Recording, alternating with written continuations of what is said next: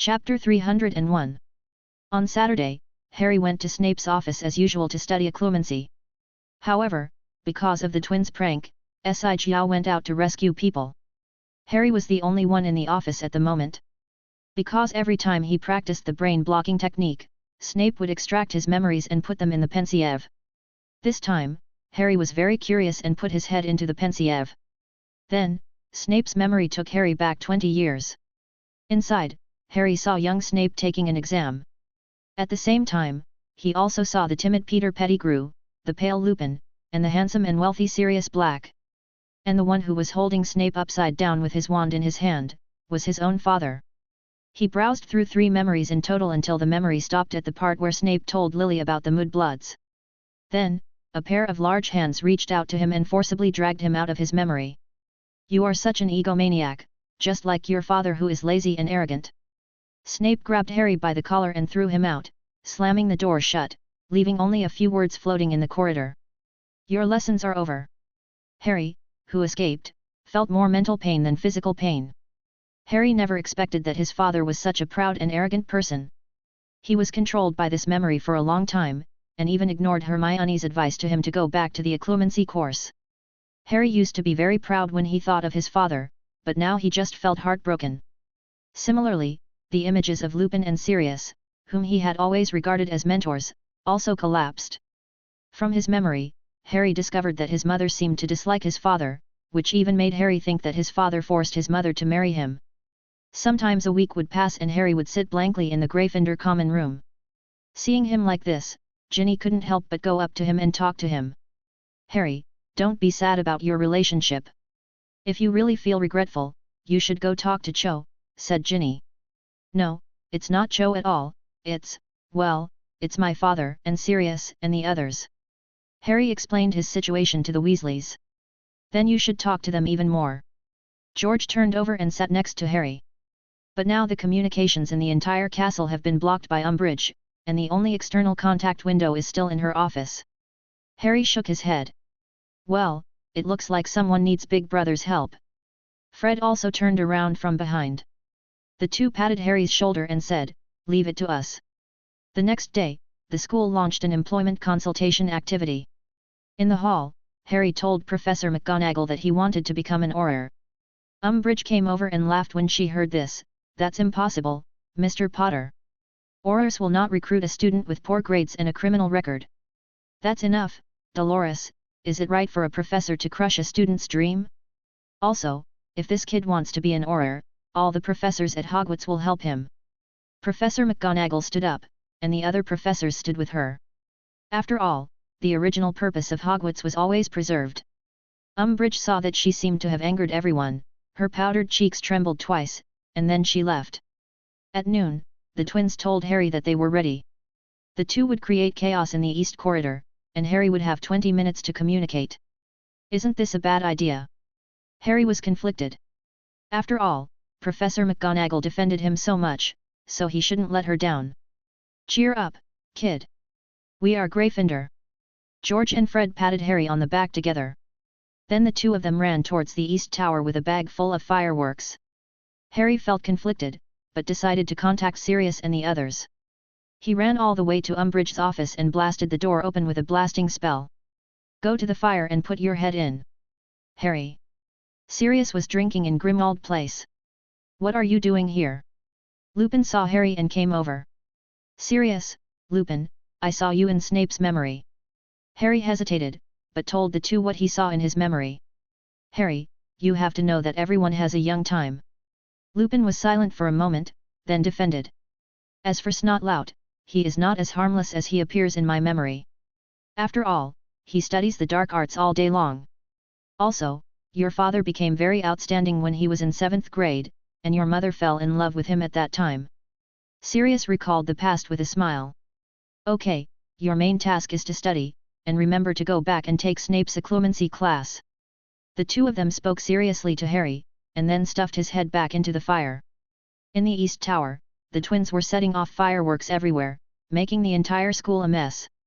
Umbridge tried to catch the two men, but was kicked into a swamp they had created using transfiguration. "Haha, old witch, go to hell."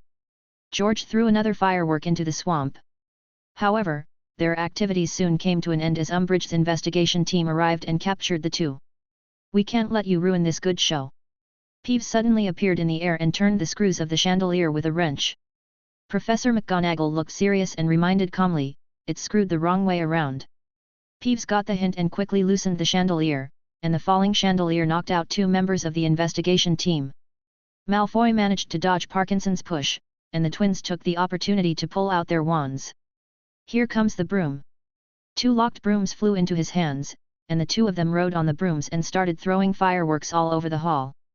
Umbridge struggled to climb out of the swamp. She came to the hall angrily, but the fireworks here had already blown everything around into a mess. The twins saw Umbridge coming over and lit a big one together. The fireworks exploded into a giant silver dragon, which pounced towards Umbridge. Umbridge screamed and ran towards the door. But an old man leaning on the threshold quietly stretched out his foot and tripped her. The dragon then swallowed Umbridge in one gulp and blasted him against the wall, shattering the entire wall of educational orders. Filch tipped his hat towards them and walked away quietly. George watched Peeves across the hall as he hovered over the crowd, rising to the same level as Fred. "Give her hell from us, Peeves." Then the two flew out of Hogwarts Castle, and fireworks continued to explode in the sky, forming a huge W. Peeves saluted the twins as they walked away from the castle. Chapter 302. Haha, so you really did drop the fireworks on Umbridge's head. In the Weasley Digest shop, the twins and two idle dragons gathered around the stove to chat. "Here, this is absolutely amazing." George took out a monocle and handed it to Aiden. Aiden synchronized the contents of the lens and transferred them into his own lens. "Absolutely." Aiden gave the two of them a thumbs up, then transferred a copy of the content to Arthursi. "So, who is this girl?" George put his arm around Aiden's shoulders. "Partner." I don't think so." Fred glared at Aiden, who tried to change the subject. "Hello, I'm Arthursi Greengrass." Arthursi smiled and shook hands with George and Fred respectively. "Oh, I remember now." George slapped his head. "You are the Slytherin girl, why would we forget you?" Fred turned to look at Arthursi. "The effect of a great magic can make all those involved forget my information, and I am now the person in charge of a certain gentleman's power. If you need some shady materials in the future, you can buy them from me." Arthuri winked at Aiden, then stood up and operated away. "Oh, where is the leader of the force?" George smiled sideways and moved closer to Aiden. "A little shady material." Fred smiled sideways and came over. "Okay, you two, if you want a discount, go talk to her. I don't have the authority anyway." Annoyed Long stood up and walked out. "Haha." The two people who stayed in the store smiled at each other. In Hogwarts, the legend of the twins is still circulating on campus, and students often pay tribute to them. Stink bombs and feces bombs were thrown everywhere, making the school smoky and foul. Peeves also did not forget his promise to the twins. In the castle, they madly targeted Umbridge, and wherever she went, Peeves attacked her with water balls, stink bombs, and other items. Professors McGonagall and Flitwick silently ignored the twins' transfiguration spells cast on the corridor. Umbridge's job at the school became increasingly difficult. On Friday, Lee Jordan threw a niffler into Umbridge's office. The niffler nearly bit off Umbridge's hand full of rings, and Hagrid was in trouble. Umbridge drew a big cross on Hagrid's evaluation form for poor supervision. And Harry became more and more anxious in these few days, first with Aiden, then with Dumbledore, and then with Hagrid. The number of people he can trust is constantly decreasing. At the same time, Voldemort's memories had a deeper and deeper impact on him, and the end of the corridor at the Department of Mysteries kept flashing in his mind. Closer, closer. Harry kept talking in his sleep. "Harry." Ron shook him awake. Harry sat on the bed and gasped heavily. The next day, Ron told Hermione what happened. Hermione again suggested that Harry continue to learn occlumency, but was rejected. At the junction of Downing Street and the British Parliament, underground the 9th floor of the Ministry of Magic, a dragon has once again come to the Department of Mysteries. "Good morning, Long. Are you here to play with me?" An old antique smiled. "How's the preparation going?" Aiden asked. "Well, it's ready as the most advantageous weapon to fight against Chaos the Prophecy." The director narrowed his eyes. "I'm curious, how does Senior Tom plan to break through your defenses?" Aiden asked about the details of the plan. He plans to cause a riot on the 5th floor, and then break in while we are trying to suppress it. A certain old fox has actually completely figured out the other party's plan. 5th floor, what's wrong with her? No, are they centaurs? That bunch of bastards. Dragon scales appeared on Aiden's face. No, you can't blame them. After all, she collected a lot of centaurs' souls during the First Wizarding War, enough for him to hold the sacrificial ceremony. The director poured Aiden a glass of lemon juice and handed him coconut ice cream. What about the Orientals? Have you contacted them? Aiden picked up the lemon juice and took a sip. They have received our reminder. It is said that they will activate the Huntian mysterious instrument in the next period of time to ensure that no accidents occur to lives. The director made himself a cup of tea. The mysterious instrument of the heaven. Aiden looked at the director with a puzzled look. Ahem, I don't know much. Some of it was stolen when I was communicating in the East in the past. No, I learned it by chance. The director leaned over to Aiden's ear and whispered. In the past, the Orientals discovered that life and death were extremely closely connected, and with this discovery, they used the vast amount of death to attract and capture life. At the center of their kingdom, they established an alchemical ritual that blurred the boundaries between life and death. They called this ritual, which combined life and death into one, the mystery of the heaven. Where did they get such a large number of deaths? Aiden raised his eyebrows. It's a country with a large population. The number of deaths each year is close to the total population of a European country. The director looked as if he was very ignorant. Not to mention the energy generated by the collapse of the dynasty. The director muttered, but did not finish his sentence. However, with the help of this ritual, their civilization has never been interrupted from ancient times to the present, and a large number of artificial wizards have been born. The director's tone was sour and he picked up a cup of black tea to moisten his throat. Are you envious? Aiden raised his eyebrows. Humph, no. And you are not allowed to read my mind. The old fox was arrogant. Don't we have a way to transform wizards now? Aiden spread his hands. Alas, after all, we started later than others, thousands of years later.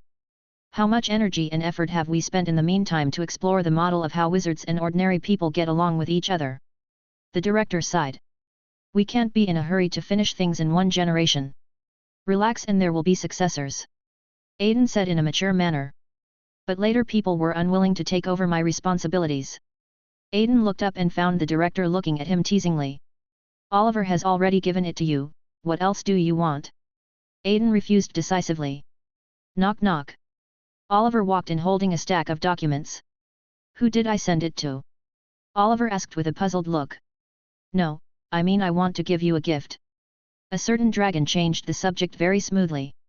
And he took out a prank prop specially made for the Gemini and handed it over. This is a product developed by my brothers. If you think it's useful, you can buy it at Weasley's joke shop in Diagon Alley. Aiden made an advertisement at the same time. Prank props, do you think I'm a child? Oliver put the thing in his pocket and handed the document to the director. Are so many prophecy balls going to be destroyed? A trace of heartache flashed in Oliver's eyes. It's better than causing chaos at the cost of human lives. The director signed the documents one by one and then left with Oliver. Oh, by the way, I'll leave this place to you tonight. We are heading to the east. The director poked his head in from the door and winked at Aiden. A few black lines fell across Aiden's forehead. Chapter 303. Due to the interruption of studying with Snape, the upcoming exams, and the complicated feelings towards his father, Harry's control over his emotions actually dropped to a lower level. More nightmares flooded Harry's mind than they had for some time. However, the ensuing Owl's exams left Harry with no time to care about his nightmares, so he could only keep everything to himself. On Monday, the Owl's exams officially began, with the first and second days being potions and defense against the dark arts. Without Snape's interference, he got good results in potions. Defense against the dark arts also gave him excellent scores after he cast Patronus. But starting from the third day, the situation took a turn for the worse. He first saw Umbridge and his men expel Hagrid during the practical exam in astronomy. 6 Aurors drew their wands and pointed them at Hagrid. You know, dear, it's all because of the rules, Umbridge said politely. Enough, Dolores, you can't. Professor McGonagall stepped forward to protect Hagrid. That's enough, Stop calling me Dolores. Umbridge hit the nail on the head. As a half-blood wizard, Umbridge first erased her father's memory and hid him in the Muggle world. He madly flaunted his pure blood identity, and finally, with the help of Fudge, he achieved his current status. Go! Umbridge ordered the nearby Aurors. 6 stunning spells were cast at Professor McGonagall, but how could Professor McGonagall, who had also learned the transmutation spell, be subdued so easily? Professor McGonagall connected to Avalon, the moon magic was transmitted over, and her body became ethereal. The 6 magic spells passed through her body, bringing up groups of white kittens. What is this? Umbridge was shocked by this extraordinary spell. Professor McGonagall raised her wand and drew 2 circles at the Aurors. After decades of studying magic and accumulating magical power, Professor McGonagall's spell directly caused a huge storm. A strong wind swept in, blowing all the Aurors into the sky. Crucio! The tip of Umbridge's wand flying in the sky burst into red light. Ugh! Professor McGonagall couldn't handle her sudden attack. Professor McGonagall! Hagrid's eyes turned red with anxiety when he saw this scene. He charged at the fallen Aurors, knocking each of them unconscious with a punch. Then he grabbed Umbridge by the collar and hit her in the face several times, turning her face red. Hagrid! Stop! Harry, Hermione, and Ron hurried over. Hagrid, don't kill anyone, or Dumbledore and Aiden will have to spend more energy on you. Hermione moved the 2 out in time and allowed Hagrid to calm down. Yes, I can't cause them any more trouble. Hagrid nodded absent-mindedly. Leave quickly and don't get caught by them. Wait for Aiden and Dumbledore to return. Ron immediately thought of a plan. This made Harry, who was standing by, look sideways, thinking that his friend had been replaced. After hearing this, Hagrid hurriedly picked up Fang and ran into the Forbidden Forest. Send them to the infirmary first. Harry suggested. The 2 nodded and used magic to lift the people present and sent them all the way to the infirmary. Merlin, what's going on? Madame Pomfrey was so anxious when she saw so many injured people that she overturned her medical records. Look at Professor McGonagall, they used the Cruciatus curse on her. Hermione hurried forward. Oh my Merlin! Madame Pomfrey left everyone else behind and ran to Professor McGonagall, casting a healing spell on her and injecting her with a potion to relieve her pain. Professor McGonagall's initiative caused a huge response within Gryffindor. Umbridge's hospitalization temporarily lifted the news blockade at Hogwarts, and many students wrote to their parents to explain the matter. Because Umbridge used the Cruciatus curse, a large number of letters flooded into the Ministry of Magic, but Fudge, who had lost his mind, suppressed the matter for some reason. A storm is coming. A dragon hiding behind the scenes smiled. Are you sure you won't cause any harm to Minerva? Another old voice asked. Professor McGonagall was connected to Avalon at the time, and I gave her half of my computing power. It can be said that a lot of the pain from the Cruciatus curse was sent to me.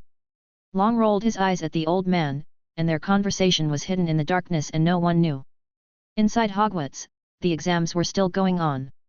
Professor McGonagall was seriously injured and was sent to St. Mungo's for treatment.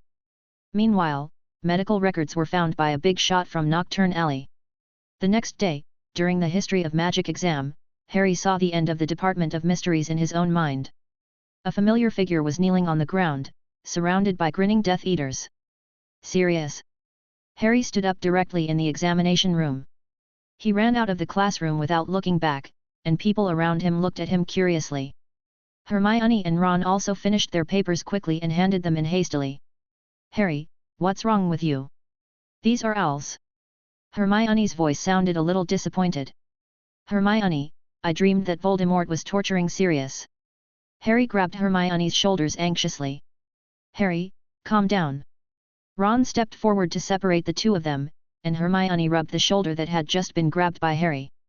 No, it's only 5 o'clock now, the Ministry of Magic hasn't even closed for get-off work yet, a group of Death Eaters can't break in.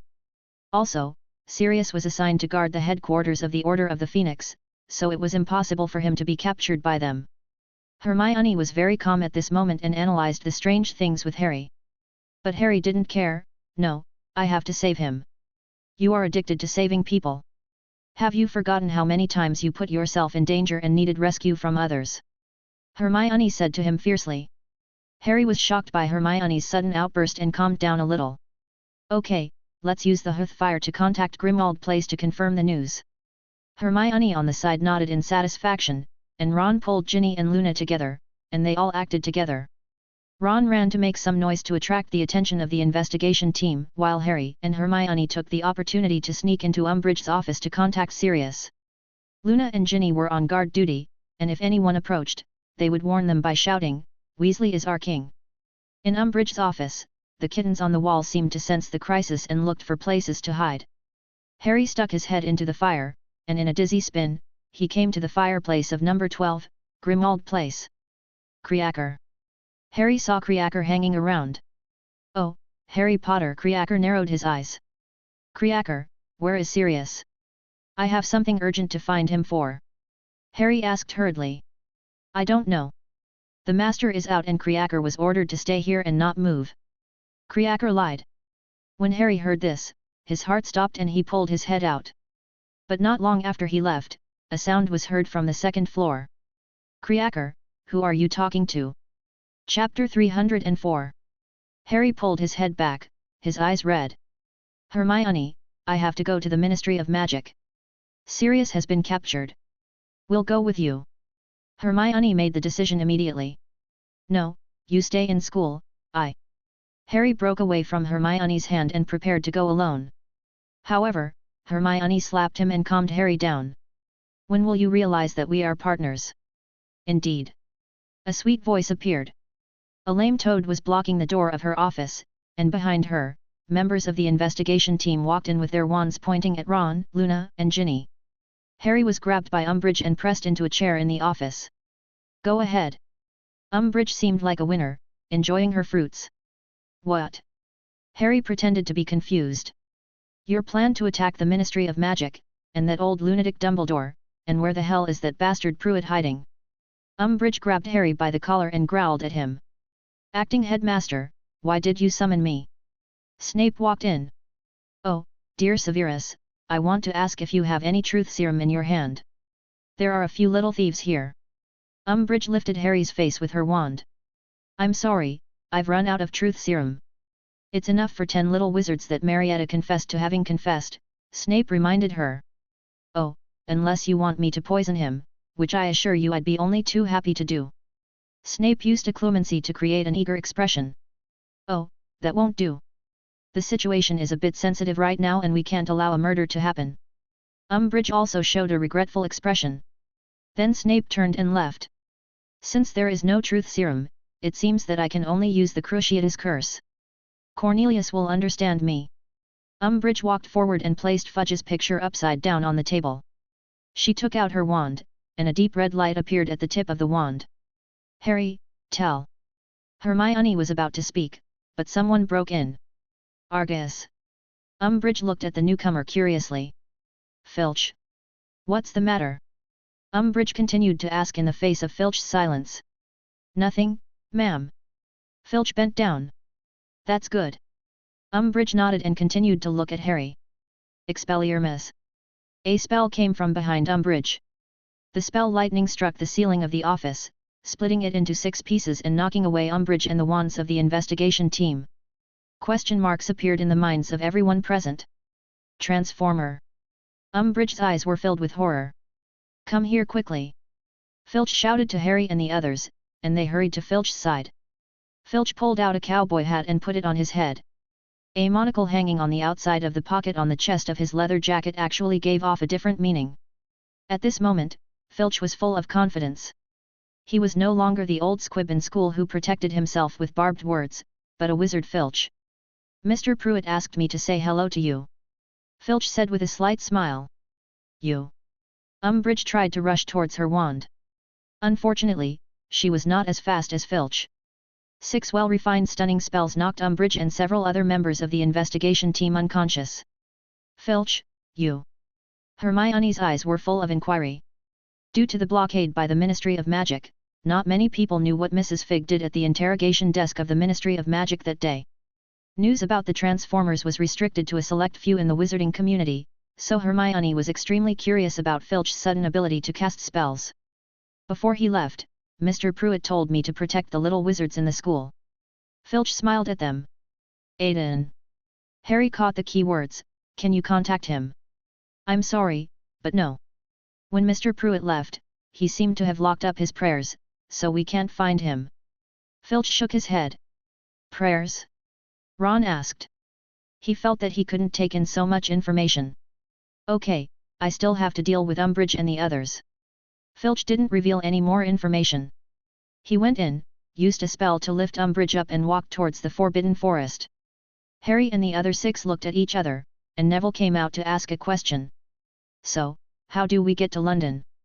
No, I'm grateful to you, but maybe I should walk the rest of the way by myself. Harry passed by the other 5 people. Dumbledore's army was established to fight Voldemort. Neville grabbed Harry. Maybe you don't have to face this alone, mate. Ron also spoke up. Harry thought for a moment and asked, so, how should we get to London? Of course we fly over there. Several people smiled. They ran all the way to the place where Hagrid trained the Thestrals, picked a few of them, and rode them to London. They went to the red telephone boxes between the Houses of Parliament and Downing Street and marked the rescue mission on badges issued at the visitors' passage. Diving all the way down, they arrived at the 9th floor, passed through a complex circular hall, and crossed an extremely long corridor. Harry finally arrived at the room at the end of the corridor, pushed open the door, and saw a pile of silver-white prophecy balls behind it. Harry came to row 95 according to his memory. He looked left and right, but could not find Sirius at all. He should be here. Harry felt something was wrong. However, the prophecy ball on the side attracted his attention, and he reached out and took the prophecy ball. His connection with the ocean of collective subconsciousness was infinitely magnified, and he heard the prophecies spoken by millions of people through the mouth of Trelawney. The one with the power to vanquish the Dark Lord will emerge, and the Dark Lord will mark his opponent with his own hand. However, he possesses powers unknown to the Dark Lord, and only one of them can exist. As Harry was absorbed in the prophecy, Hermione's voice called him back. Harry. Harry turned around and saw a Death Eater in a black robe approaching them. The Death Eater took off his mask and it was Lucius Malfoy. You should learn to distinguish between dreams and reality. What you see is just what the Dark Lord wants you to see. Lucius started to babble for some reason. Give me the prophecy now. If you do anything to me, I'll break it. Harry frowned. Ha, he's really good at playing, what a cute kid. A crazy voice sounded. Bellatrix Lestrange. Neville pulled out his wand and pointed it at her. Oh, dear Longbottom, I remember you are also a pure blood. Are your parents okay? Bella spoke to Neville provocatively. I think they'll be good. Neville wanted to cast a spell, but Harry blocked him.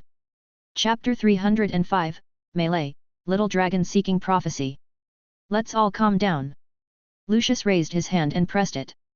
Why does Voldemort need me to get this thing? Harry stared at them fiercely. He called me by my first name.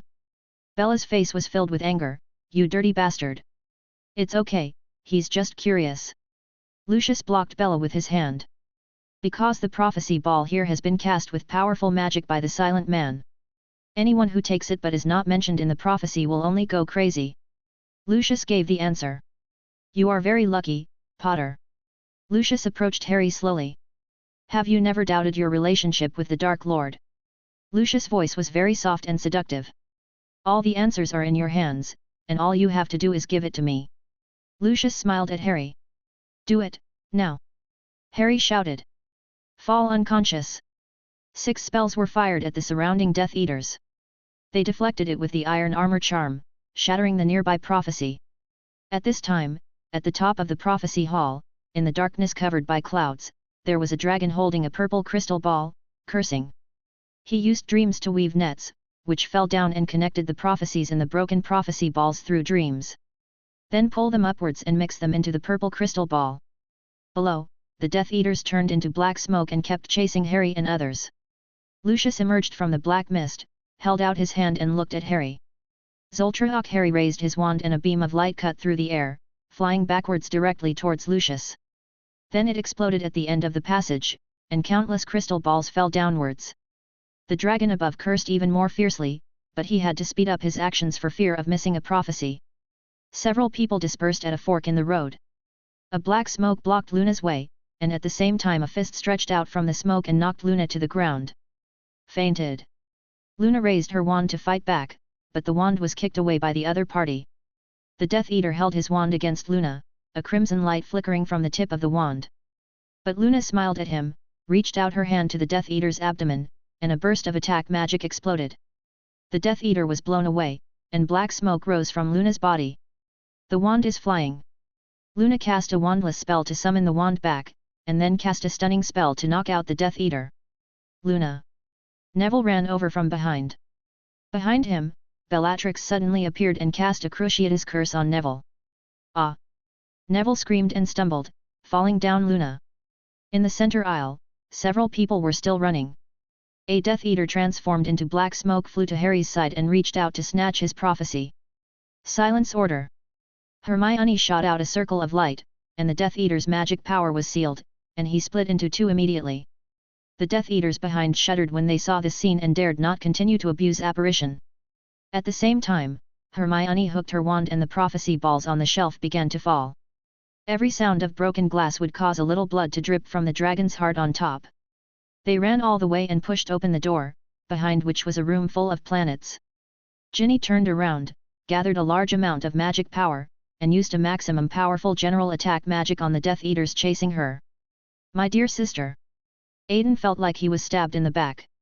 The violent explosion knocked down the shelf where the crystal balls were placed in the prophecy hall, and more crystal balls fell madly to the ground. Aiden, who was hiding in the clouds, had no choice but to reveal the net directly to accept the prophecy to the greatest extent. At the same time, the power of order hidden deep in the prophecy was infused into the bodies of these Death Eaters by Aiden. These powers are harmless under normal circumstances, but if they are infected by chaos. The Death Eaters dodged for a while and found that the shattered prophecies and the nets that suddenly appeared on the ground did not cause any harm to them, so they continued to chase them. They passed through the Hall of Planets, the Hall of Brains, and the Hall of Time, and Harry's companions fell one by one. Finally, in the Hall of Death, he tripped over a piece of rubble. The Death Eaters around surrounded Harry. They had hostages in their hands, which made Harry cautious. At this moment, Harry regretted very much that he did not follow Aiden's advice and practiced the brain-blocking technique well. He, do you really think, or are you so naive as to think that a few children have the ability to subdue us? Lucius came up with a cane, but it was obvious that his leg seemed to be broken. The other Death Eaters were not much better off, some had their noses cut off, and some had blood dripping from their bodies.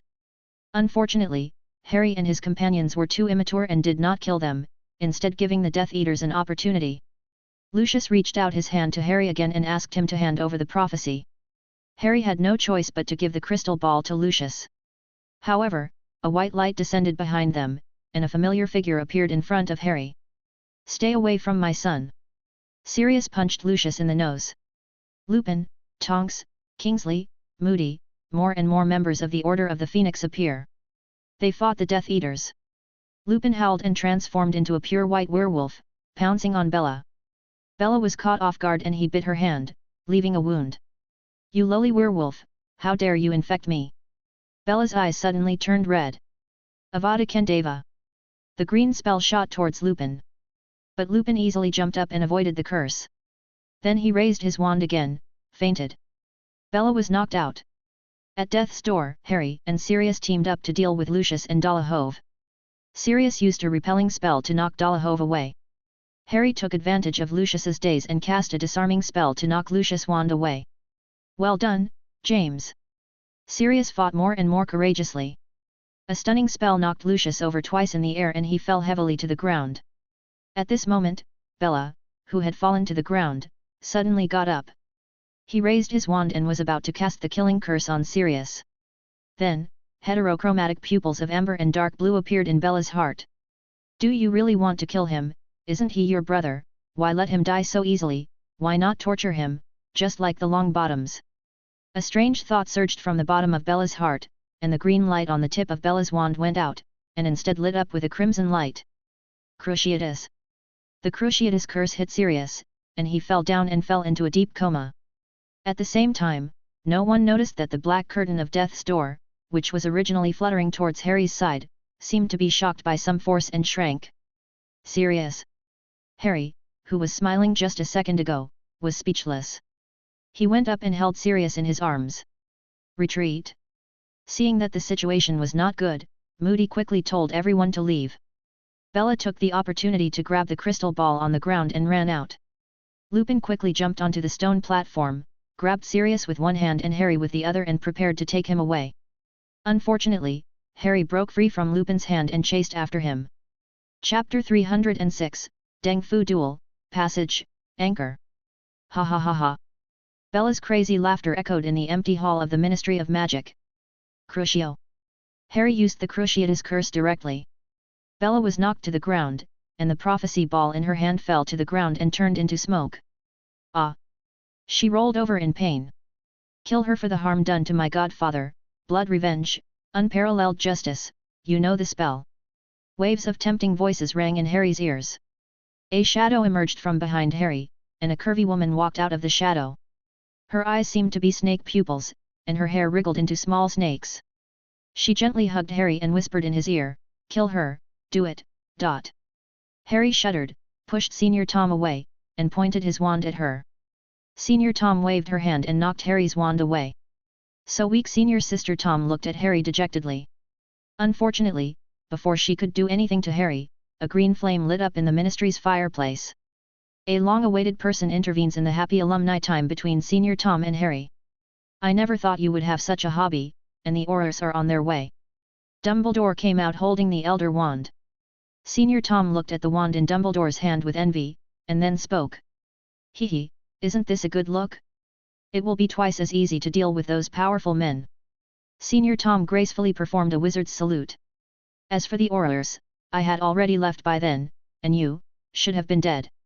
Senior Tom raised her wand and fired a green spell at Dumbledore. Bella and Harry were pushed away by the airflow at the same time, and Senior Tom sent Bella into the fireplace and teleported her away. Harry was pushed behind the fireplace and hid. Faintly, he seemed to see a beautiful figure walking towards him. "Ha ha ha, you're old, Dumbledore." Although Senior Sister Tom was smiling, her heavy expression reflected her mood at the moment. Although she was gradually dehumanized by the blessing of chaos, she did not dare to devote herself to the battle with Dumbledore. Because she also needs to be on guard against someone lurking in the dark, the audience. "Your look tells me otherwise, Tom." Dumbledore apparat behind Tom. He clicked his wand, and the centaur statue above the Ministry of Magic came to life and began running towards Voldemort. Senior Tom pulled down and a large ball of flame spurted out, burning Dumbledore's statue. However, Dumbledore raised his wand and turned the flames into a cage that blocked off Senior Tom. Senior Sister Tom's hair suddenly stretched out and formed a snake shape, swallowing the flames. Then he threw out another Avada, and Dumbledore apparat away. Senior Tom's hair automatically aimed at the place where Dumbledore appeared and sprayed flames. The flame transformed into a giant snake that bit towards Dumbledore. Dumbledore raised his hand and drew several circles on it with his wand horizontally. The pool next to it was blasted to pieces by Dumbledore, and the water inside was pulled up by him and swept towards the flaming snake. The water flow extinguished the flames and wrapped up Senior Tom at the same time. The magic power flowed between Dumbledore's palm and wand. He lived up to the title of the strongest white wizard. He used only ordinary transfiguration to press Senior Sister Tom to the ground. Senior Tom in the water dungeon also began to have difficulty breathing. In desperation, she could only use the trump card she had reserved for Aiden in advance. A black mist burst out from her chest, and Senior Sister Tom turned into a ball of black smoke and rushed towards Harry. A storm of black smoke formed and squeezed in through the wound on Harry's forehead. Then, Harry's eyes were filled with darkness, his hands raised, and two wands flew into his hands. The shadow of Senior Sister Tom was still visible on his face. "Ha ha ha, Dumbledore, how are you going to fight me now? Are you going to kill this child?" Senior Tom's wild laughter echoed in the Ministry of Magic. Dumbledore's expression, which had been relaxed until now, finally began to become serious. But Harry's eyes suddenly changed from black to amber and dark blue. Seeing this familiar scene, Dumbledore breathed a sigh of relief again. "Oh, you hypocritical guy, are you ready to kill Harry Potter? Come on, show your hypocrisy." Inside Harry, Senior Tom raised her hands. She had made all the preparations. As long as Dumbledore killed Harry, she would be able to enter Dumbledore's body the moment he relaxed. From then on, no one could resist Senior Sister Tom, who obtained both the Elder Wand and Dumbledore. "Hey, Senior Tom, you really still like to play the possession style so much?" On Harry's island of consciousness, a spectator stood up and dusted himself off. you. Senior Sister Tom's pupil shrank. The worst situation happened, and Senior Tom realized that she had fallen into a trap. The boy in the platinum robe opened his clasped hands, and countless silk threads flew out from his hands. Countless webs emerged from the ocean of collective subconsciousness, with crystal-clear crystals hanging on them. It was sparkling in the black mist raised by Senior Sister Tom. Then, layers of nets enveloped Senior Sister Tom. The translucent crystals in the net began to flow, continuously pouring into Senior Sister Tom's island of consciousness. Countless prophecies created a storm on the island of Senior Sister Tom's consciousness, forcibly opening up a path from the ocean of collective subconsciousness to Senior Sister Tom's mental body. At the same time, countless webs began to spiral together, forming a huge anchor. The anchor followed the passage and was firmly nailed onto the island of consciousness of Senior Sister Tom, completely fixing the passage. Senior Sister Tom, whose consciousness was severely damaged, could hardly hold on, and she hurriedly took it out from Harry's island of consciousness. Black smoke swept over Harry and around him. Just at that moment Fudge and other members of the Ministry of Magic arrived here. They saw the beautiful woman in the black fog and were captivated by her extraordinary beauty. But when the woman opened her eyes, the blood-red snake eyes that had shrouded England for decades were everyone's nightmare. "He's back!" Fudge couldn't help but say this himself. The reporters around were taking pictures of Fudge and Tom crazily. Fudge wanted to make amends, but it was too late. Aiden also withdrew from Harry's island of consciousness, and Fudge immediately shouted, "Catch him!" But the aurors around did not move, their eyes were fixed on Dumbledore. Amelia Bones stepped forward and gave the order. "Imprison Voldemort's accomplice, Cornelius Fudge." Fudge looked around, but all he saw were indifferent faces. Chapter 307, Seizing Power, Change, and the Truth. Ugh! Harry groaned in pain on the ground. "Aiden, I will take Harry back to Hogwarts first. It will be safer there with your protection." Dumbledore picked up Harry. "I'll leave the rest up to you." A low cry of a phoenix was heard, and Dumbledore disappeared in the flames holding Harry. At this time, Amelia Bones, Barty Crouch Sr., and Ludo Bookman gathered around. They all wore single-sided lenses on their faces, and the shadow of the dragon had completely covered this institution that had been passed down for more than 300 years. "What's next?" Amelia Bones asked. "Increase the hunt for Voldemort, train Aurors, and guard against the outbreak of war," Aiden ordered. "What about other countries? Should we remind them?" asked Old Batty. "Just send a warning." Aiden thought about it and decided to fulfill his obligation to remind. "Also, the next election will fully support Ms. Bones as a minister. And to restore my and Dumbledore's reputation, Umbridge should be sent to Azkaban for using the unforgivable curse twice." Aiden looked at them. Several people nodded, discussed for a while, and started their own actions.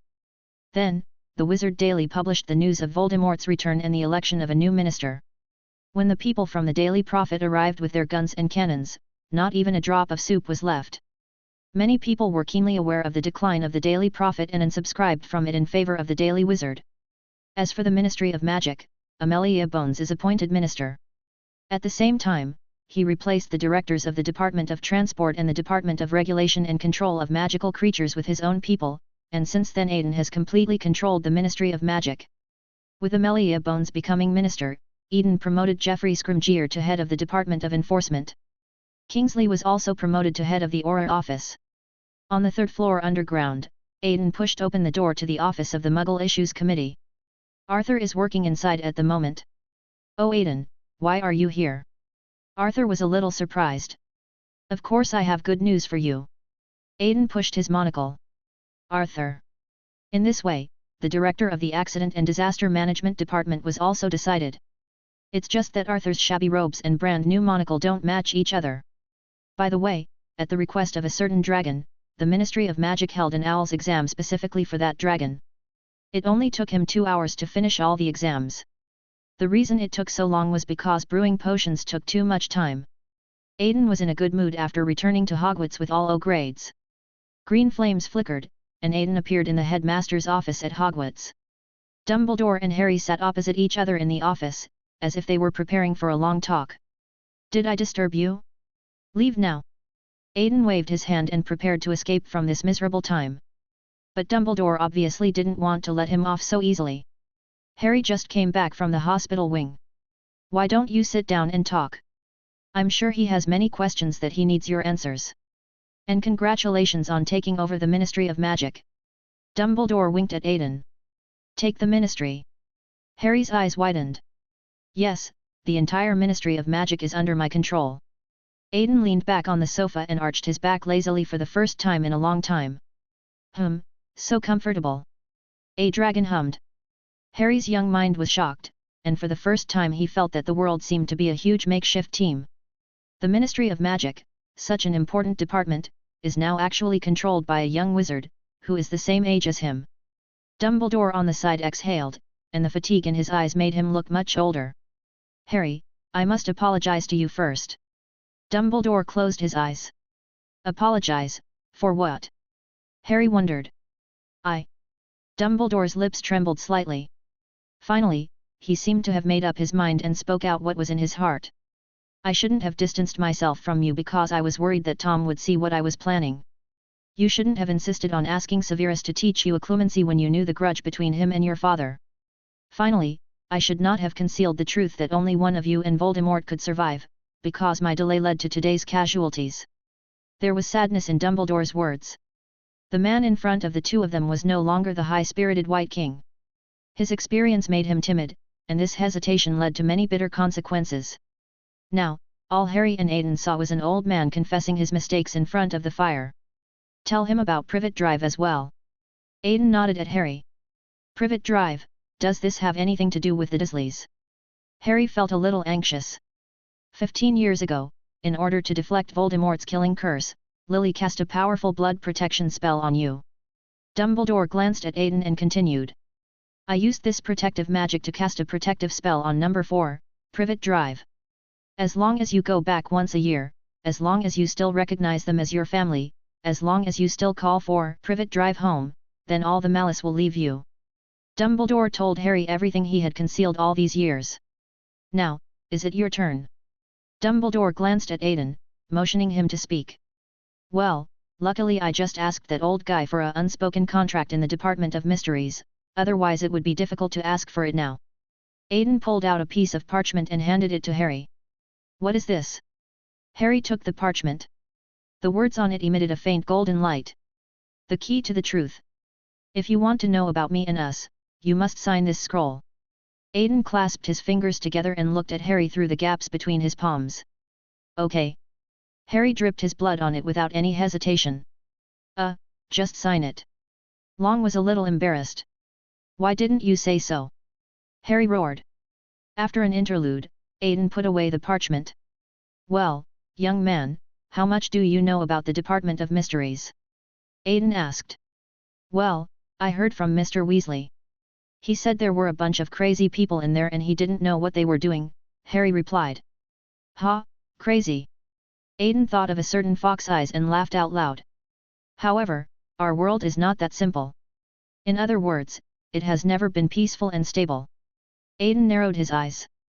Behind him, the shadow of a dragon appeared, as if it was going to swallow up the entire office. Harry looked at Aiden like this and swallowed. Chapter 308. First of all, I have to tell you that the existence of the Department of Mysteries is the last line of defense to protect our world.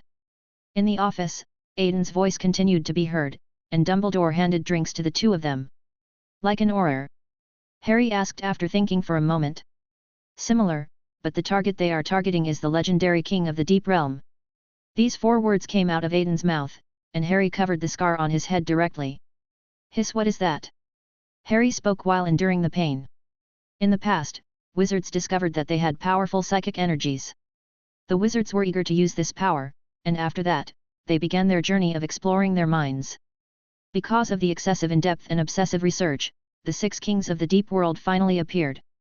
Aiden waved his hand, and the shadows of hell, stupidity, anti-entropy, resentment, life, and chaos appeared in front of Harry one by one. Harry covered his forehead and slumped in his chair when chaos occurred. Okay, don't rush it. Dumbledore stepped forward and protected Harry behind him. But, Professor, how long can you protect him like this? Sooner or later he will have to face it. And now senior sister Tom can be regarded as half the embodiment of chaos. Her chaotic nature fits in perfectly with chaos, plus she's a powerful wizard. If she takes advantage of the chaos one step further, the predicted winner will be determined. Aiden stared at Dumbledore. He was silent for a long time and then turned aside. Aiden, go on, I can bear it. Harry forced himself to sit up. 1,000 years ago, Salazar, Godric, Hagar, I defeated the incarnation of the Lord of the Deep. Then, we sealed the core fragment of chaos in Hogwarts. Because Tom has Salazar's blood, he has great authority in the academy. She touched the seal we left behind and stole a fragment of the core of chaos. Later, she used a powerful consciousness to steal part of the power of chaos, which is why her name brings fear to people. Aiden told the story of the past calmly, and Harry carefully memorized it in his mind. So, what exactly does Voldemort want to do? Asked Harry. She. Dumbledore also frowned and looked at Aiden. She wants to collect fear and transform into the new King of the Deep. Aiden gave the answer. This is impossible. Fear is the instinct of living things, and the King of the Deep is the product of a wizarding agreement. Dumbledore immediately rejected it. But a lot of fear and new agreements can be artificially created. Aiden narrowed his eyes. Dumbledore stood up from his chair. She wants to start a massacre. Dumbledore immediately understood what Aiden meant. Yes.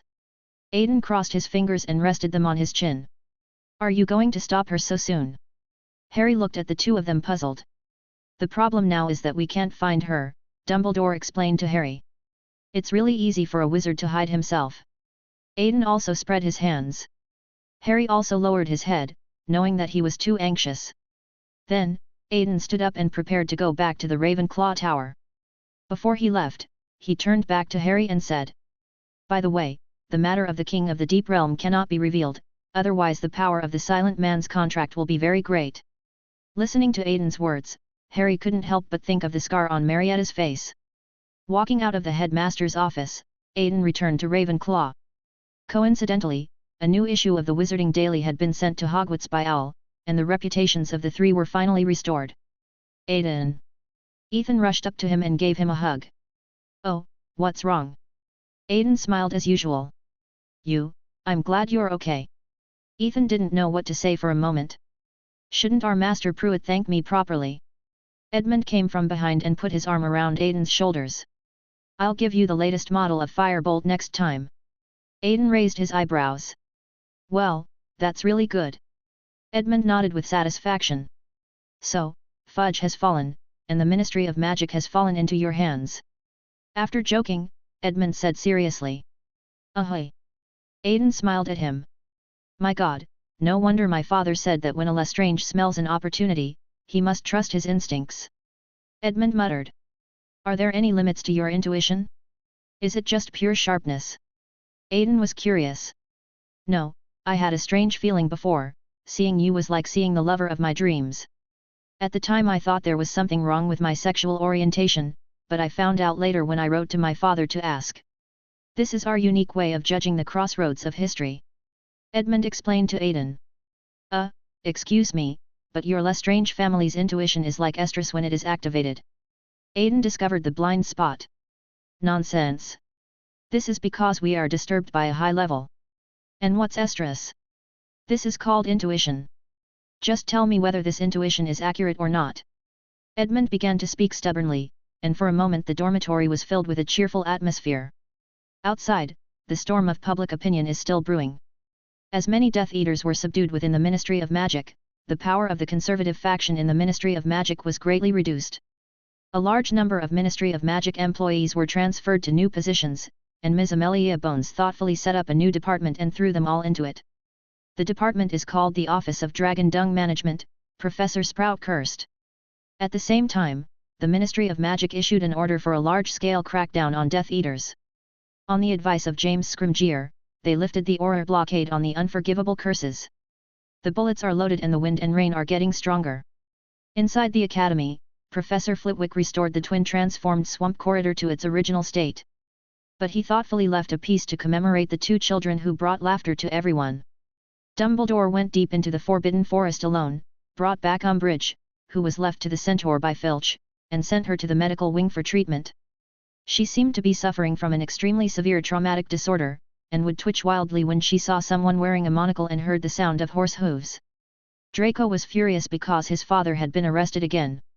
He led two of his younger brothers to surround Harry in the corridor. Harry saw Draco coming at him aggressively and took out his wand. Be prepared to use magic in the corridor, deduct 10 points.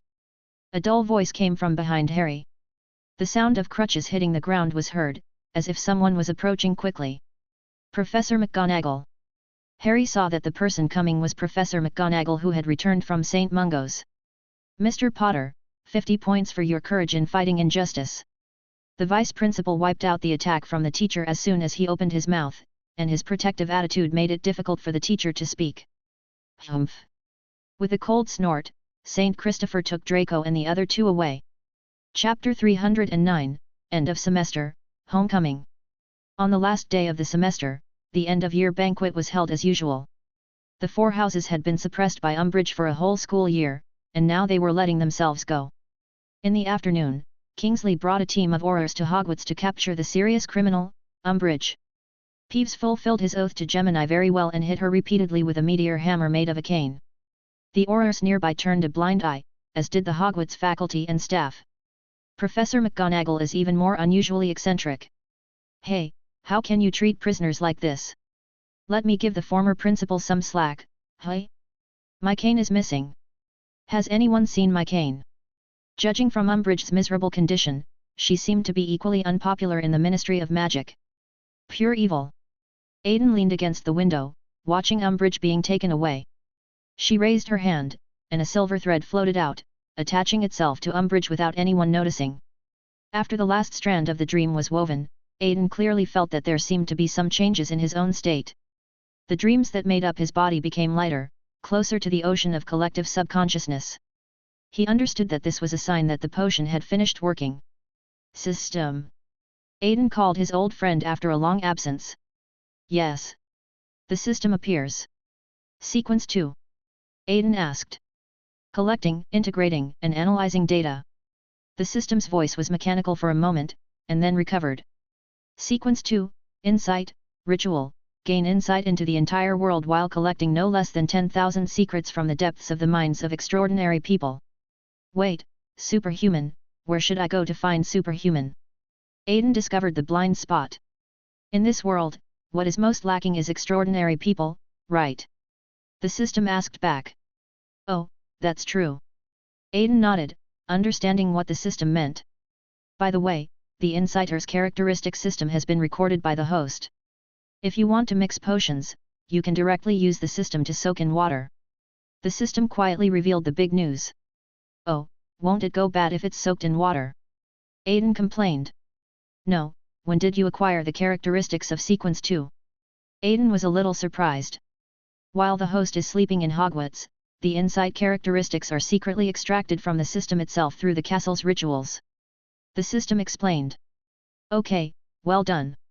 Aiden gave the system a thumbs up. Walking down from the tower, Aiden saw Luna walking side by side with Harry again.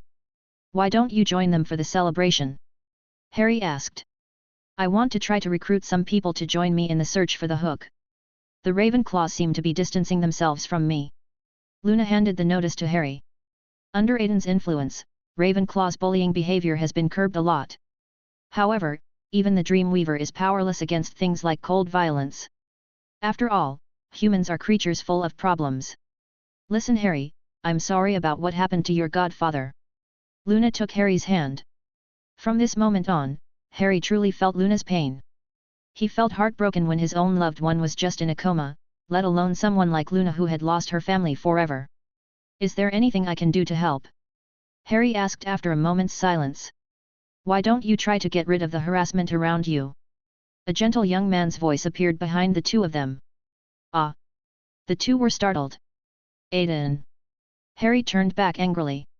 Can you please stop being so elusive? Yeah, it's amazing. Why do you receive so little harassment? Don't you have any worries? Luna asked curiously. Yes, but I threw them all away. A Dreamweaver started to tease the child. Indeed, worries should be thrown away. Luna nodded seriously. The Dreamweaver who failed to amuse the child. After chatting for a while, Luna skipped away, and Harry and Aiden went to pack their luggage. The next day, at the Hogwarts train station. Another year has come to an end, and this dark train is about to carry the little wizards on their journey home. Aiden did not sit with his two roommates and turned to look for Ron. Because of this year's vacation, he plans to take a solo trip. Of course, it was definitely not because I was afraid of facing my aunt's roar when I returned. Oh, you're in trouble. Mom has been holding back her anger for a whole semester. Ron smiled sideways. It's okay. George and Fred will share the firepower with me. Aiden spread his hands. How do they share the firepower with you? Hermione was a little curious. My aunt's wish is for them to get a good grade in Newt and then work in the Ministry of Magic. But now they have dropped out of school and opened a shop. Do you think their aunt will be furious with them? Aiden analyzed. Harry imagined Mrs. Molly grabbing the ears of three people and couldn't help but smile. Ever since Sirius fell, Harry felt as if the whole world had changed. He didn't even care much about Chu's new relationship, which he had just overheard in the car. At this moment, three wretched figures came up from behind the cubicle. They stood outside with their wands raised at Harry, Ron, Hermione, and Aiden. Aiden, who had already sensed the three little thieves, originally wanted to teach them a lesson, but someone was one step faster than him.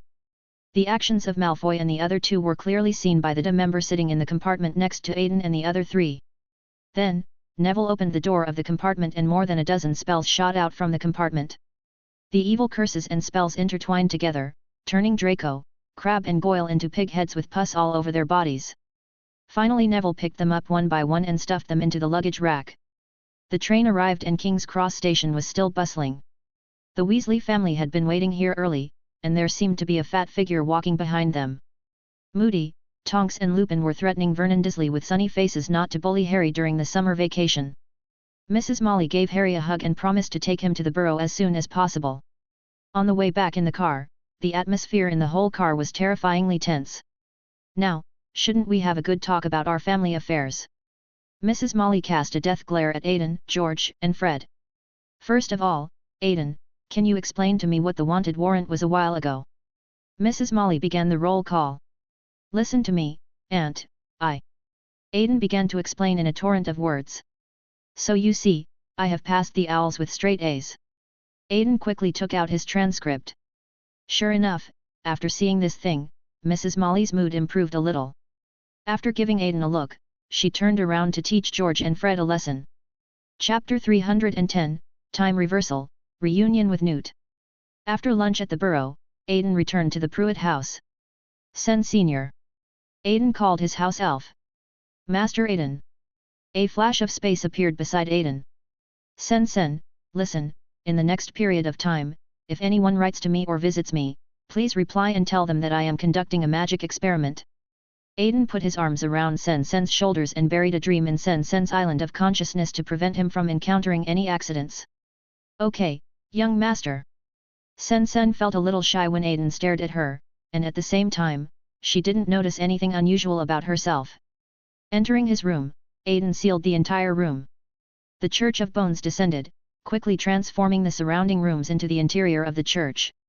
In the center of the church, a huge clock is placed here. This is a prop that belongs exclusively to Aiden, and was created by him using the remains of the anti-entropy of the Deep Lord. Its function is to record and open the path to the times that Aiden has visited. So, I need to go to an era when wizards are generally active in public and their emotions are turbulent, right? Aiden tilted his head. Behind him, a shadow touched his head, yes. The clock on the watch was turning, and the mechanical gears were spreading around. A wisp of golden flame danced freely in the center, and time, space, and cause and effect converged towards the center under the influence of Aiden's magic. The surrounding environment stretched out behind Aiden, and Aiden once again felt the feeling of having everything under control when he called upon the Silent Slate's reserves. The view kept zooming out, and for the second time I caught a glimpse of the shape of the entire world. Before he could even marvel at the beauty of nature's creation, a sense of decadence came over him, and Aiden felt himself starting to fall from the sky. Things around him were reorganized by the power of order again. Aiden opened his eyes and found himself sitting on a desk. With a casual push, Aiden reached his hand into the pensieve. Pruitt, Aiden. Two familiar voices came. Aiden looked back, and with his powerful memory as a dream weaver, he remembered that this guy seemed to be the fifth former Minister of Magic Hector Foley. The other person who spoke was Aiden's old acquaintance, Newt Artemis Fedor's commander. Newt. Long time no see. Aiden stretched out his hand, and Newt simply took him out of the meditation basin. Oh, you've grown, only 3 months. Newt shook Aiden and felt that he had become heavier. Hey, you're not treating me like a magical creature now, are you? Aiden complained. Enough. Hector Foley, who had been ignored, couldn't help but shout angrily. You have teased me again and again. Do you want to break up with the British Ministry of Magic on behalf of the Pruitt family? Really? But don't I remember that the British Ministry of Magic relied on Pruitt's cheap alchemical items to maintain its reputation? Aiden tilted his head. You. Hector was angry for a moment, and then that was it, and nothing happened. Little Pruitt boy, can you please go out first? We are holding a hearing. We will let Newt go out and play with you in a while. Newt's brother Theseus has tried his best to reconcile the relationship between his brother and the Ministry of Magic, so his words at this time were to give both sides a way out. Okay. Aiden raised his hand like a child and went out obediently. Outside in the corridor, a man in a platinum robe was waiting for Aiden. Wow, you guys can actually predict this. Aiden raised his eyebrows. No, your ability to hide is very strong. It's just that when you descend into a specific era, ripples in time and space will occur. We are here to chase this. The director explained. Cool, so what do you want to talk to me about? Aiden asked. No, nothing. The director touched his nose, and this action made Aiden realize that he seemed guilty. At this moment, a naughty dragon curled up the corners of his mouth. Hey, don't be so distant, we are good friends. Aiden came over to him and put his arm around his shoulders. But Aiden could clearly feel that the director's body was trembling slightly. With a bang, the door of the room next to them suddenly opened, interrupting their reminiscing. Newt, Newt. Newt rushed ahead, with Theseus chasing after him, calling out his name.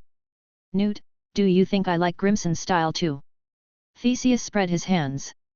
Theseus, I don't want to hear your talk about good and evil. Newt lowered his head to the left. It's time for you to raise your head and face reality. Theseus grabbed Newt's shoulders. Okay, I'm selfish, irresponsible, and evasive. Newt shook his head casually. You know very well that everyone will have to choose their own side at that time, including Dumbledore. No one can transcend this. Theseus let go of Newt, punched Newt in the chest with his fist, and tried his best to persuade his brother. I won't choose. Newt raised his head and looked directly at Theseus. The two brothers fell into silence, and then Newt turned around and left. Newt. Theseus opened his arms to Newt, come here, quickly. Theseus walked forward and hugged Newt. They are watching you. Theseus tried his best to remind Newt, then watched Newt leave. Oh, did you forget to take me with you? Aiden appeared from Newt's left. Don't be so elusive. Newt rubbed Aiden's head. The two protruding dragon horns are a bit of a hindrance, but the fur is still very soft. I need to get home to work on my book, and my reviewer is waiting for me to send him my new book. Newt winked at Aiden, who instantly understood what he meant. The two of them operated away through an intersection, and the Ministry of Magic employee quietly followed behind them. On the other side, Paris. With the help of his new followers, Grindelwald broke free from the control of Macusa. Meanwhile, his old followers helped him empty the Paris stronghold of its occupants, and a green light was lit, and 2 coffins were brought out. Hey! Grindelwald exhaled deeply. Sure enough, this place has become much more comfortable after the thorough cleaning. Grindelwald paced back and forth in the room and then came in front of his subordinate. Take my letter to Credence and begin his journey. The man in the beret nodded and walked out of the room. When we succeed, thousands of people will flee the city, and their end will come. Wender Rozier held his chin. Don't make it public. Grindelwald walked into the crowd. All we want is freedom, the freedom to be ourselves. So, let's destroy all those without magic. Wender Rozier crossed his arms. Not everyone. We are not that cruel. Cargo animals are still necessary. Grindelwald smiled at his subordinates around him. Suddenly, a child's cry was heard in the room, and the faces of the people present changed. Quietly pushing open the door, they discovered that a baby was left behind. Grindelwald walked out and a green light flashed in the room behind him. Chapter 311. News about Dumbledore and Credence. On the streets of England, Newt held Aiden's hand and went shopping happily. Behind them, a Ministry of Magic agent wearing a hat was following them closely. The agent followed closely all the way, and then was trapped in the fog, looking around. People around were curious about why this gentlemanly man kept making running movements in the phone booth. Aiden and Newt leaned against the wall, watching the agent trying to find the right direction. "Your abilities seem to have become even more terrifying," Newt exclaimed. "Of course not." Aiden raised his head and licked the ice cream that Newt bought him. Just as the two were chatting, a glove appeared in front of them and waved to them. "Newt. Dumbledore is here to see us, let's go." Aiden grabbed Newt's hand and shook it directly. There was a flash of space, and the two came to an empty roof. "Dumbledore, can't you find a less conspicuous place?" Newt looked at Dumbledore helplessly. "I really enjoy the scenery here." Dumbledore turned around, took out his wand and cast a mist spell. The entire city of London was instantly surrounded by smoke. The smoke carried particles of fossil fuels, which were extremely clear to Aiden's eyes. Then, his ice cream was dirty. Looking at Dumbledore with an accusing look, the guy actually took out his wand and gave Aiden a clean up. "It's really a ghost," Aiden complained, and flames flashed in his hands, burning the ice cream. Dumbledore apparat with the three of them and strolled in a small square. "They always insisted that you sent me to New York." Newt spoke first. "And you tell them it wasn't me." Dumbledore smiled carefreely. "Yes, although this is indeed New York where you sent me," Newt replied. "Tell me where the traded Thunderbird is, Dumbledore. You know I will bring it home, and only by Muggle means." Newt's words were hurried and seemed to be accusing. "My family has always had a special connection with magical birds. There is a legend in my family." Dumbledore was about to launch into a long speech, but Aiden interrupted him. "Whenever someone in the Dumbledore family needs help, the phoenix will appear, and your great-great-grandfather had a phoenix, which later flew away." Aiden helped Dumbledore finish what he wanted to say. "I've heard this story many times. I'll tell you when I have a chance." Dumbledore winked at Aiden. "So, this story doesn't convince me that you know the reason for Thunderbird." Newt suspected that Dumbledore had sent people to capture the Thunderbird on purpose. But if Dumbledore had extra manpower, why would he send himself to New York? Dumbledore was about to speak, but he turned around suddenly and saw a figure following them. "Let's go." He pulled Aiden and Newt up and tried to apparate, but was disturbed by Aiden's magic. Dumbledore cast a puzzled look at Aiden. "No, he can't see us," Aiden explained. Sure enough, the agent walked over here stupidly and walked back stupidly. The three of them sat on the stone bench nearby and watched him pace back and forth. If he likes tracking, let him walk more. It's good for his health. Aiden winked at them. Dumbledore ignored Aiden's antics and continued chatting with Newt. "Credence is in Paris, Newt, trying to find his real family." "I understand." Newt nodded. "Have you heard any rumors about his true identity?" asked Dumbledore. No, Newt shook his head. "I have heard of it." Aiden gave another answer. "How come? Oh, by the way, you are from the future, you must have heard of this information." Newt was curious at first, then relieved. "Not entirely. The future does not record all aspects of the past. For example, regarding Grindelwald's affairs, we only know, Dumbledore first cast a spell quietly, but when he saw that it had no effect, he simply covered Aiden's mouth. Aiden looked at Newt and gave him a helpless look. "He is special, but Newt, you'd better filter the information you get from Aiden." Dumbledore warned, then let Aiden go. Knowing that saying something he shouldn't might hurt Newt, Aiden kept his mouth shut. Pure-blood wizards believe that he may be the only descendant of an important Farron family, a lost baby. Dumbledore looked at Newt seriously and told him his information. "Isn't he Lita's brother?" Newt remembered something. "Hush!" Dumbledore made a silencing gesture. "I know, so we can only discuss this in private." "I don't think you're spreading it secretly," Aiden complained, and was gently tapped on the head by Dumbledore. "I am not sure of his lineage, but I know that the Obscurus was born from a lack of love, a twin of darkness, and nothing else. But if Credence had a brother or sister who could tolerate the Obscurus, he might still be saved." Dumbledore pursed his lips and looked at Newt. "Impossible," Aiden said, extinguishing all hope. "Even if the brother and sister really replace the identity of the Silent One, it means that his brother and sister become the new Silent One. Do you plan to use the new to repay the old?" Aiden raised his eyebrows. Dumbledore shrugged. Perhaps we can find an example where two people have been able to accommodate an obscurial at the same time and both have survived. Dumbledore directly used two wizards as experimental subjects right away, which was really crazy. I didn't expect you to be so radical when you were young. Aiden frowned. You have calmed down a lot. Dumbledore twirled the brim of his hat and then looked at Newt.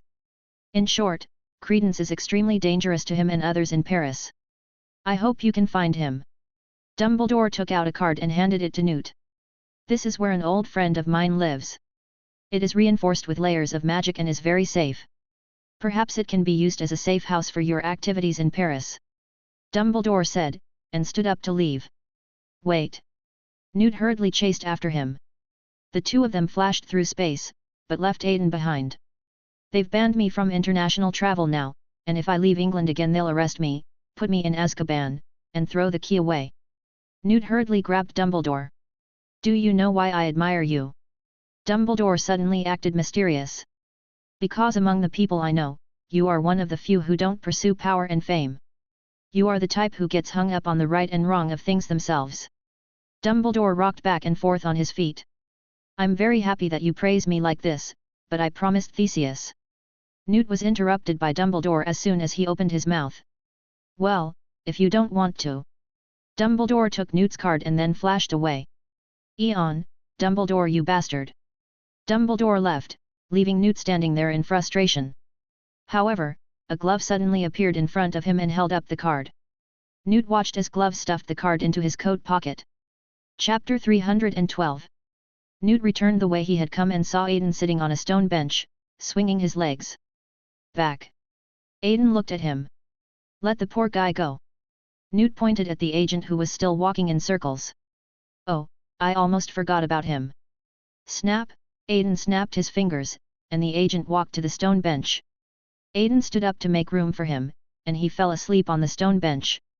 Come on, follow me to my house first. Newt pulled Aiden up and rushed to his home. Why do you think Dumbledore can't go to Paris by himself? Newt and Aiden discussed on the way.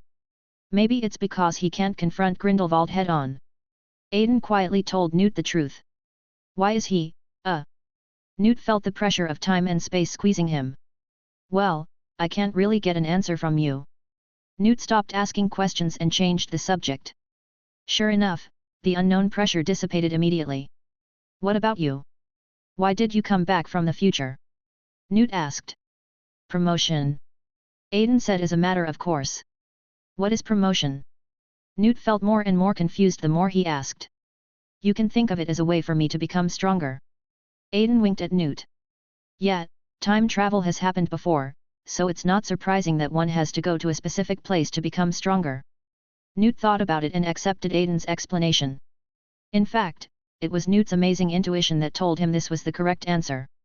The two of them walked all the way to Newt's house, where the sound of ping-pong could be heard. Was your house robbed? Aiden looked at Newt. Newt handed the box to Aiden, quickly took out the key and opened the door. Inside the room, a group of nifflers were looting metal products in Newt's house. One even climbed up Aiden's clothes and onto his neck, trying to take away the system on his neck. Newt cut this idea off before trying it, otherwise Aiden would still like to see what the system would look like when stuffed into a niffler bag. Hat. A sneer sounded in the void, and Aiden put away his smile. Newt ran in, picked up the nifflers in the room one by one, and prepared to enter the taming garden he had set up inside the room. However, he suddenly heard the sound of a wine bottle falling behind him, and turned around. A niffler struggling to pull the cork on a bottle of champagne. Xiao Xiaoxiu exerted force and pulled the cork open, but was simultaneously blown away by the impact of opening the champagne bottle. Aiden hooked his wand, and the sprayed wine stopped in the air and flowed back. Bunty, the nifflers are out. Newt grabbed a few nifflers and walked down. Aiden placed the champagne, smelled it, and sealed it with magic. It seemed that he could have Newt's good wine with dinner. Following Newt into his studio, the room was transformed into an incredibly spacious space by the traceless extension spell. At the bottom of the corridor, Newt was chatting with a woman. I'm sorry, I guess I let them escape when I was cleaning the cage of the augurette. Bunty apologized to Newt. It's okay, don't worry. Newt went straight to the bottom floor. I've fed them all, given Pinky nasal drops, and Elsie's stools are normal, Bunty reported to Newt. Okay, then you can go home now. Newt held the moon beasts and applied eye drops to them. Oh, who is this, your child? Bunty suddenly saw the silver-haired dragon man leaning on the railing. No, look at his dragon horns, which are the unique mark of the Pruitt family. Newt explained. Oh, sorry. It's fine. Then Newt jumped into the water and pulled the kobold out of the water. The entire lake water surged up and submerged Newt's workshop on the bottom floor, but the magical thing was that the water did not overflow the stone pillars on both sides. Newt rode the kelpie to the shore and Bunty handed him medicine. If you dare to bite Bunty again, you'll be in trouble. Newt scolded the kelpie, but it rubbed against Newt like a spoiled child. Suddenly, there was a sound of rummaging in the attic of Newt's house. What is that? Bunty looked up. Newt carefully pulled out his wand and dried himself. Bunty, you have to go back quickly and use the Floo network. Aiden, help me. Newt ordered quickly. The three of them went their separate ways. Aiden and Newt, wands in hand, crept behind the door frame. But a certain Dreamweaver's wide field of perception already knew who was coming, so he simply put away his wand. You. Newt saw Aiden put away his wand and knew that it was probably safe up there. So he just opened the door and walked out. Jacob was found holding his crockery with Queenie pulling him behind him. Newt. Seeing Newt, Jacob stretched out his hands and jogged to give him a hug. Oh, and you too, little dragon. Jacob also gave Aiden a hug. I hope you don't mind, we got inside by ourselves and it's raining hard outside. Queenie took off her coat and Jacob's coat and hung them on the hanger. But shouldn't you have forgotten what happened before? Newt asked curiously. Roar. Jacob covered his mouth and laughed happily. It doesn't work on me, buddy, and you said it, the potion only erases bad memories. This angel brought my memory back to me, so here we are. Jacob's smile was a little strange, and Queenie immediately rushed up to catch him, and he kept rubbing Queenie's neck. Unfortunately, Newt didn't notice any of this and congratulated the two. This is really great. That may not be the case. Aiden looked into Queenie's eyes, and she subconsciously avoided Aiden's sight. Tina. Newt walked out to see if there was anyone outside the door. Well, but there are only two of us here, Jacob and I. Queenie didn't dare to look at Aiden and quickly looked away. Oh. Newt sighed softly, a little disappointed. Then I'll make you something to eat, Queenie suggested. Okay. Jacob's deep voice came. After a while, Queenie prepared a sumptuous dinner. She kindly helped Jacob sit down and tied a napkin for him. Teenie hasn't been talking to me much lately. She took a moment to glance at Newt and Aiden. What's wrong? Newt leaned his head against the dining table. Well, you know, she found out I've been seeing Jacob, and she doesn't like it, because of the rules. Queenie served the food and helped Jacob cut up the tough food to prevent him from choking. You're not allowed to date no mages, you're not allowed to marry no mages, balabalabala. Queenie shook her head as she cut. And she seems to be very upset about you. Queenie smiled at Newt. Me? Newt asked puzzled. Because you're engaged. It's written in Bewildered, the marriage between Newt's commander, the hero who captured Grindelwald, and Leta Lestrange. Queenie waved her wand and a magazine flew out of their luggage, automatically rewinding to Newt's page. That wasn't me, it was my brother who was engaged to Leta, Newt explained. Oh, dear. Queenie's eyes suddenly dimmed and she looked at the ground awkwardly. Chapter 313, Curse Removal, Love and Dispute. Well, Tina started dating other people after she saw the news. Queenie looked at Newt. Aiden picked up the pie made by Queenie, took a bite, and it tasted pretty good. Oh, Newt, who was not good at communication, was a little incoherent. He's an orer. His name is Achilles Tolliver, Queenie explained. Jacob suddenly grabbed Aiden's hand and laughed at him. Tolliver, ha ha ha ha. Queenie, are you? Aiden narrowed his eyes at her. Anyway, this trip is very special to us, and we are getting married soon. Queenie quickly interrupted Aiden and poured Jacob a glass of champagne. Jacob laughed and splashed the wine in his face. You cast a spell on him, didn't you? Newt thought to himself. What, I didn't. Queenie took a napkin and wiped Jacob's face. Sorry, could you please stop reading my thoughts? Newt shook his head. Queenie, do you know that keeping a person's emotions in a high state all the time can cause harm to his body? Aiden said. Oh, how could that be? We are so happy, just happy. Queenie looked at Jacob in fascination. Newt couldn't bear it anymore, so he stood up and took out his wand. Aiden waved his hand and a long staff appeared in his hand. Queenie quickly stood up and stood in front of Jacob, looking at the two of them warily. Please don't do this. Queenie, if you really want to marry him, don't worry about getting hurt. Maybe we can break the spell and let him tell us himself. Newt tilted his head towards Jacob. And you know, a child born this way can't feel love. It would be fine if the child was an ordinary person, but if he had magic power, the probability of him becoming an obscurial or a dark wizard would be greatly increased. Aiden also advised. After hearing this, Queenie fell silent and slowly backed away. What are you holding, little dragon? And Newt, what do you want to do? Ha ha ha ha. Jacob looked very strange in his seat. Silence order. The long staff flashed, forming a tiny circle of light on Jacob's body and sinking into his body. Congratulations on your engagement, Jacob. Newt congratulated. Wait, what?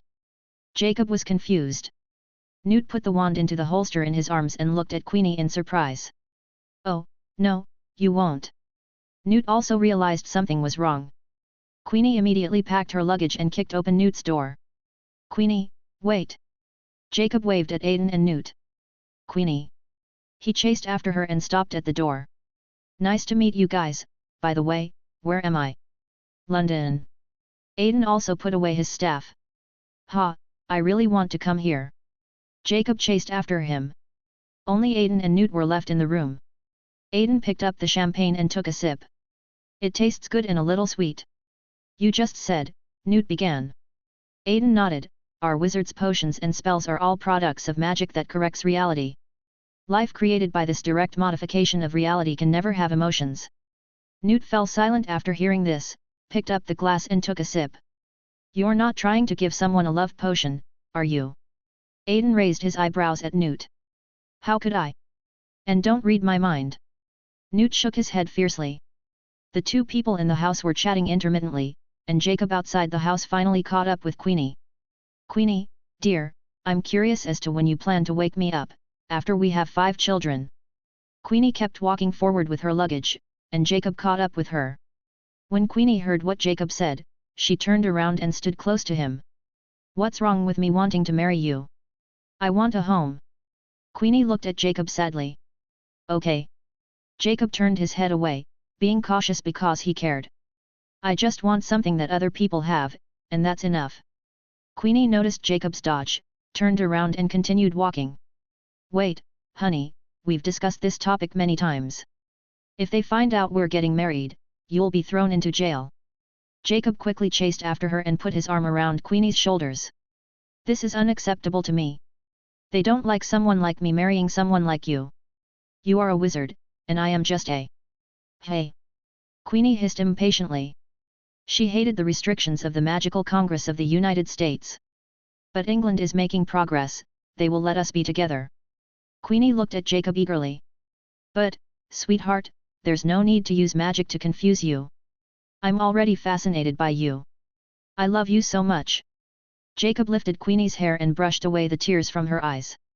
But sweetheart, I don't want you to give up everything for me. You know, this is not giving me a choice. Jacob tried to explain.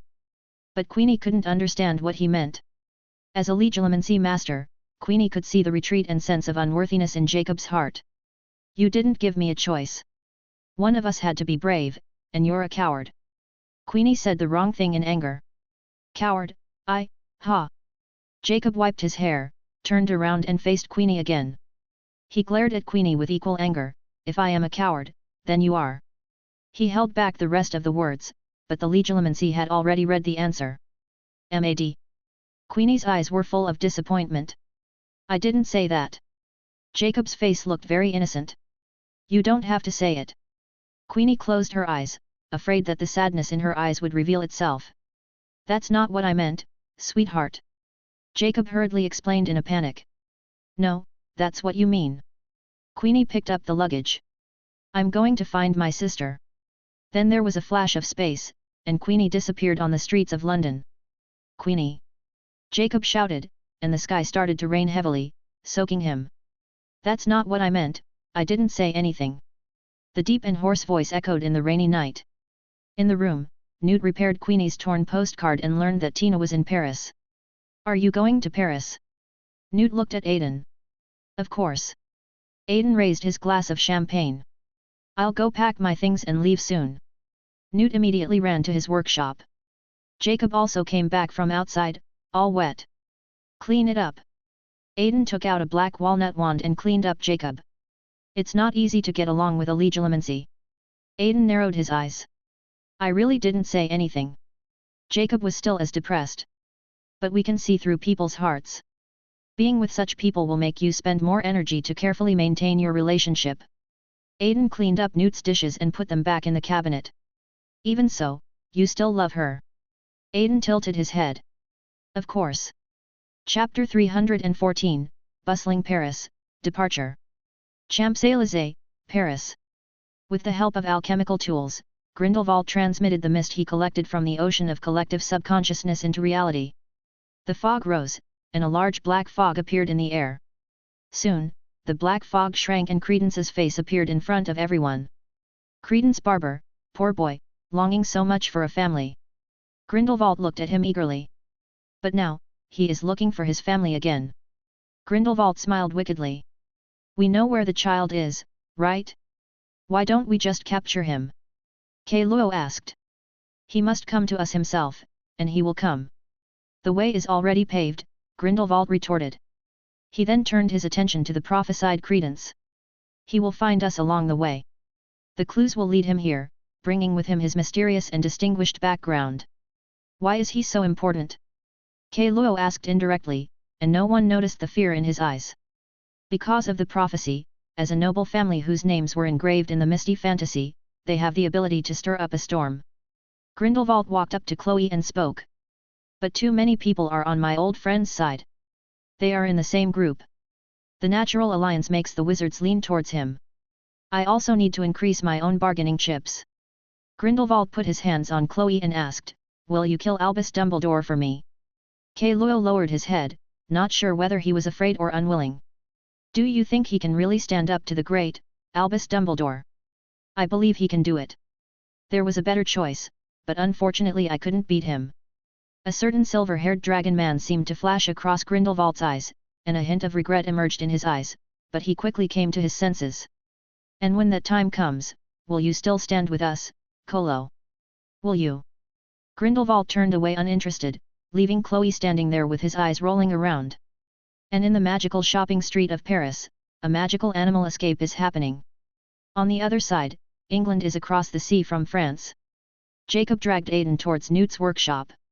It only took this man one chapter, it took this man a long time to pick himself up.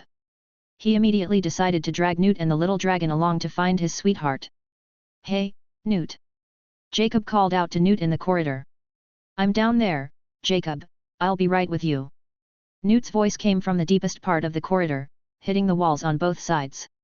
A big bird behind Jacob raised its head and looked at him with wide eyes. Aiden went over and stroked its feathers. The down was very smooth and soft. The two of them made their way to the bottom, where Newt was packing food and medicine for magical creatures, while some tools were dancing into his suitcase. Newt grabbed a piece of paper and wrote a message to his assistant.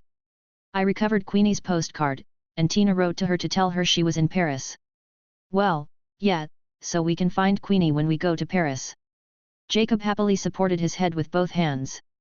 Aiden also took out his wand and hooked it, and Jacob's coat flew out from outside and hung on his hand. Let's go. Newt closed the box and picked it up.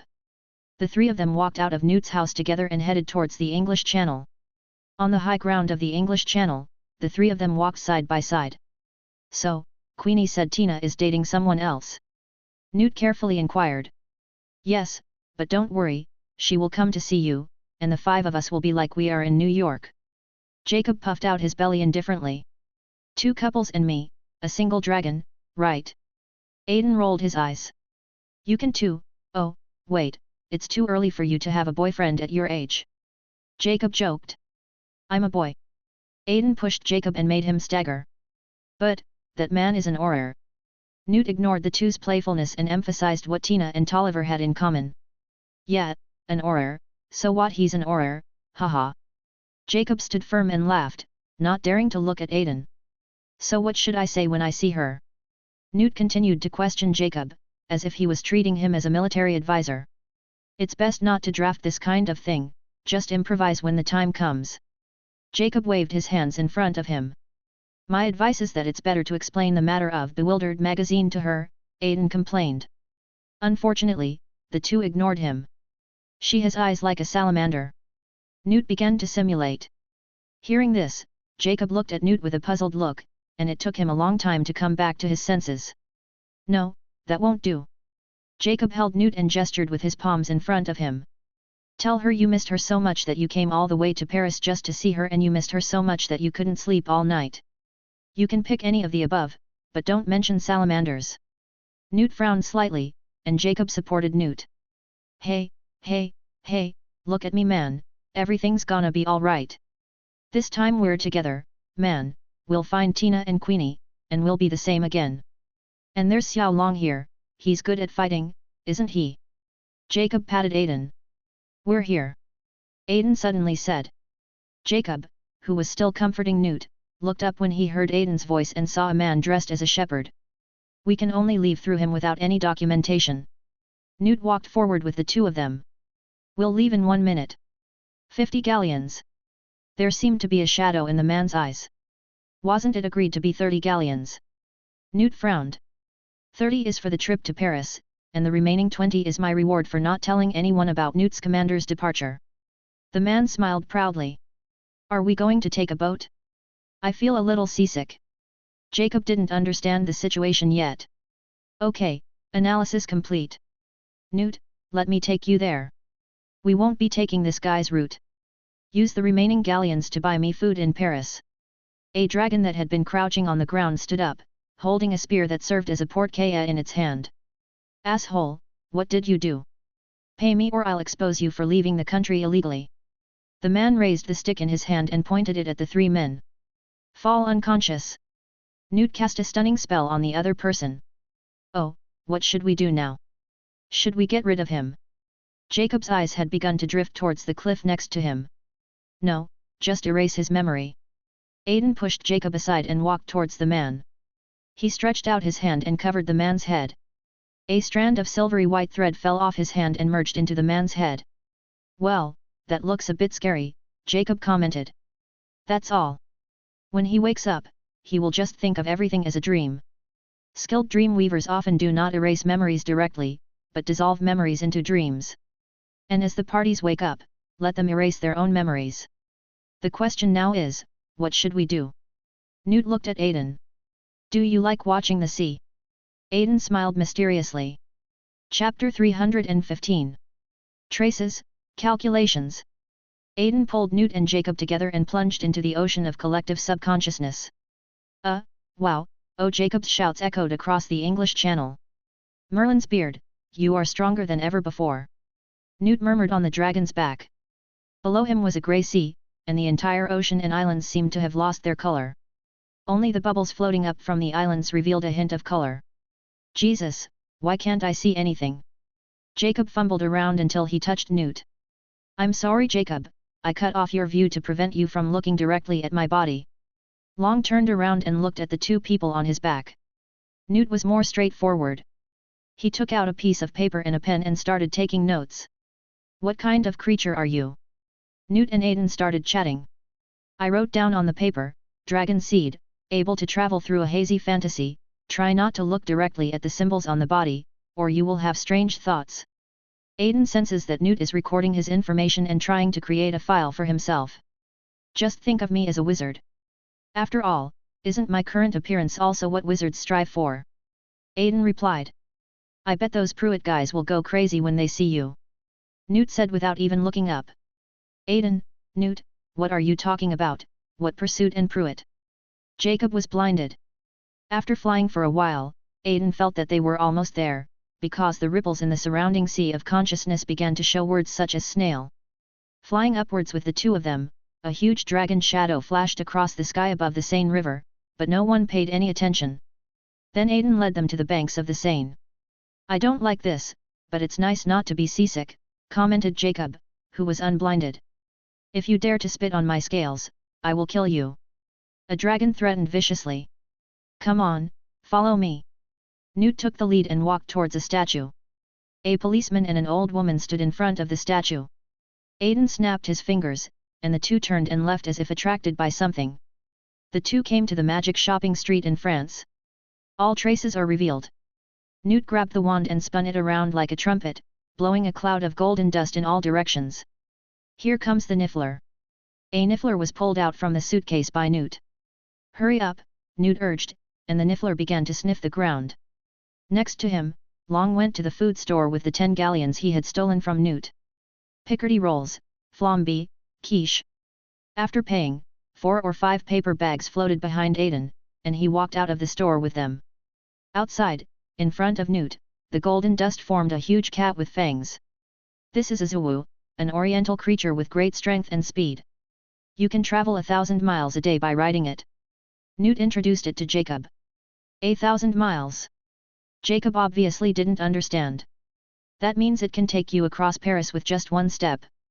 Newt followed the sniff and found Tina's footprints. "Would you like some?" Aiden picked up a paper bag of flaming pancakes and floated in front of the two of them. But Newt was not in the mood to eat at the moment. He quickly followed Feather, trying to find the person who was following Tina. When the three were led by Feather to the nearby sewer, Queenie entered the French Ministry of Magic, but found no news about her sister and sat lost on the streets of Paris. The voices of people passing by almost brought her to the brink of collapse. Wenda Rosier, who had stolen the list of pure-blood wizard families from the Paris Ministry of Magic, patted her shoulder affectionately. Queenie was taken away by her into a dark alley, and disappeared with a flash of space. The alley returned to calm, and the next second, a flying feather carried 3 people into the alley. "Found it?" Aiden asked, looking at the feather spinning in the air. "No, he cast a stealth-type spell around here, so the feathers can't track him," Newt deduced, looking at the feather, and he held out his hand to Aiden. "Let's get something to eat." Aiden handed over the barbecue he had bought earlier. They randomly found a coffee shop on the street, ordered a few cups of coffee, took out some food, and began to wait. On the other side, a small house at the end of the Champs-Élysées. Credence knocked on the door with Nagini, whom he rescued last night. "Are you Irma Duggart?" Credence inquired. Through the layers of veils, he saw a half-blood fairy. "Your name is on my adoption certificate." Credence squatted down and looked at her. "I'm not your mother, I'm just a servant," said Irma. "Oh, you were a handsome boy, and now you are a handsome young man." Irma held his face. However, Credence did not notice at all that an old woman who had not been seen by him for more than 10 years could recognize a baby at the first sight. There was a flash of space and Gunnar Grimson suddenly appeared in the house. The fierce hunter of magical creatures raised his wand and fired a green spell. Irma was struck by the spell and fell to the ground, losing his life. The surrounding houses were blown apart by the power of the Silent Ones. Grimson's expression was solemn, and he quickly put a protective shield around himself. "Ah!" Credence roared, and the black mist shattered the surrounding large pieces of debris and rushed towards Grimson. But the protective shield protected him tightly, so he was not hurt at all. Seeing that his magic attack was ineffective, Credence pulled the surrounding debris over and continued to squeeze Grimson. Grimson waved his wand, the fog shield and the fragments of the house exploded, and then he disappeared in a flash of space. When the smoke cleared, Credence stood blankly among the broken houses, looking at the cold Irma. Grimson apparat into a dark bridge tunnel, and a man in leather clothes walked over. "How is the boy?" Grindelwald inquired. "He's very sensitive." Grimson looked a little flustered, and it was obvious that the confrontation just now had made him frightened. "The ministry would be furious if they knew I did this," said Grimson. "I know my reputation. Listen to me." Grindelwald stepped forward and straightened Grimson's collar. "The last thing a coward wants to do is praise a brave man. The time will come when wizards rule the world and your name will be remembered." Grindelwald's seductive words floated in Grimson's ears, and he stretched out his hands to support Grimson. "You need to watch over Credence and take good care of him. For the greater good," Grimson said with determination in his eyes. "For the greater good." Chapter 316, Meet Tina again, Capture Zouwu, the Charm of Power. "Hum. Aiden held a piece of raw quiche in his mouth and ate it leisurely. Really, I recommend you try this, Newt. Aiden raised the pie in his hand. Unfortunately, the two men who were worried about their wives ignored him. The feathers on the table kept hitting the glass, and when a black man appeared, Newt cooperated and lifted the glass cover. The feather fluttered to the man's hat and settled firmly on it. Hello, sir, bonjour. Newt said something in French, and Jacob's mouth twitched. The man saw that it was Newt and turned around mechanically to leave. Sir, wait, I want to ask if you have contacted any of my friends. Newt came around to him carrying the box, and the man had to stop when he saw they were outnumbered. Gentlemen, Paris is a big city. If you don't mind. The man wanted to turn around and leave. My friend Tina Goldstein is an auror. If she were missing, the Ministry of Magic would definitely send someone to look for her. Newt looked at Aiden. So, we'd better report to the Ministry of Magic and ask them to send more people to search. And I heard that there is an obscurial wanted by the Ministry of Magic wandering around recently. Aiden raised an eyebrow at Newt. Jacob pretended to have everything under control and nodded profoundly. Is she tall? She has black hair. The man pondered for a moment and began to describe Tita's characteristics. Very serious, very beautiful. Newt and Jacob spoke at the same time. I think I saw her last night. If you don't mind, I can take you to find her. The man adjusted the brim of his hat in a gentlemanly manner. Great. Newt nodded. The man led the three people across several bridge piers and finally came to a sewer where wastewater was discharged. Newt and Jacob walked ahead anxiously, while Aiden followed the man deliberately. Aren't you worried about your companions? The man didn't turn around, but from his voice he seemed to be chatting with Aiden. There's nothing to worry about. Newt is very strong. Aiden smiled. Then you'd better go and see, maybe you can give them a hand. The man pushed up the brim of his hat again. This guy was obviously not good at lying, and Aiden could tell his urgency from his subtle movements without even using his abilities. Indeed, you have a point. Aiden nodded and followed. Tina. Newt saw the woman lying in the enclosed sewage treatment room. Tina stood up and looked at the three of them. Newt. Expelliarmus. Suddenly a wand snatched Newt's wand away. At the same time, the fence door of the sewage treatment room also appeared automatically. Tina and Jacob squeezed in front of the gate. I'm sorry, Mr. Scamander, I promise I will release you after Credence dies. The man lowered his head and said to the imprisoned people. Karma, wait. Tina wanted to call out to the other person. No, no, no. He covered his eyes and fell down. The rescue mission is not easy. Newt smiled at Tina. Oh, this is a rescue mission. You lost my only clue. Tina stepped forward. Ignoring the couple's quarrel, Aiden walked over and pulled Jacob away. What? Jacob turned around in confusion. Aiden placed his hands on the fence and exerted force. Crack, the metal fence was torn into pieces by him. Ha, Newt. Jacob first showed a happy expression, then turned around and shouted to the quarreling couple. Newt and Tina rushed to Karma's side, and Tina took Newt's and her own wands from him. You just said you needed this person, right? Newt asked Tina. Yes, he knows where Credence is, Mr. Scamander. Tina looked at Newt with a hint of imperceptible resentment in her eyes. Hearing Tina's unfamiliar name, Newt looked at her in disbelief.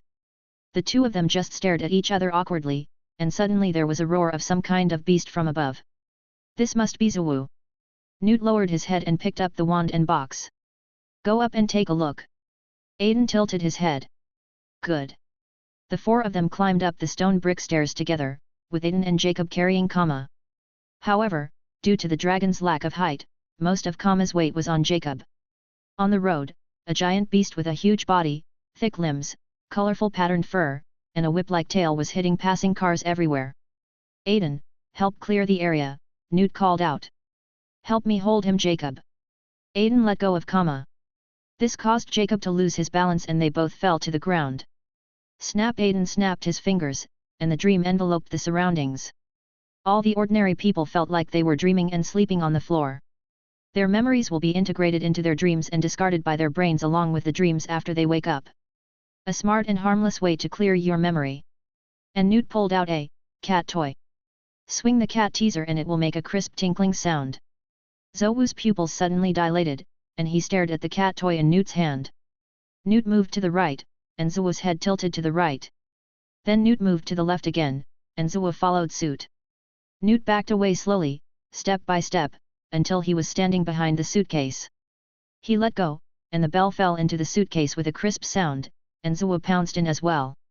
Newt immediately stepped forward and sealed the suitcase, and at this moment, the address of the safe house given to him by Dumbledore in his hand also lit up.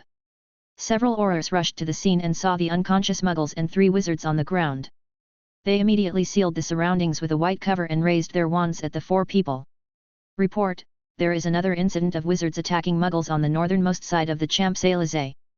The leading wizard immediately cast a spell to ask for help. Aiden! Newt yelled. It's happening, it's happening.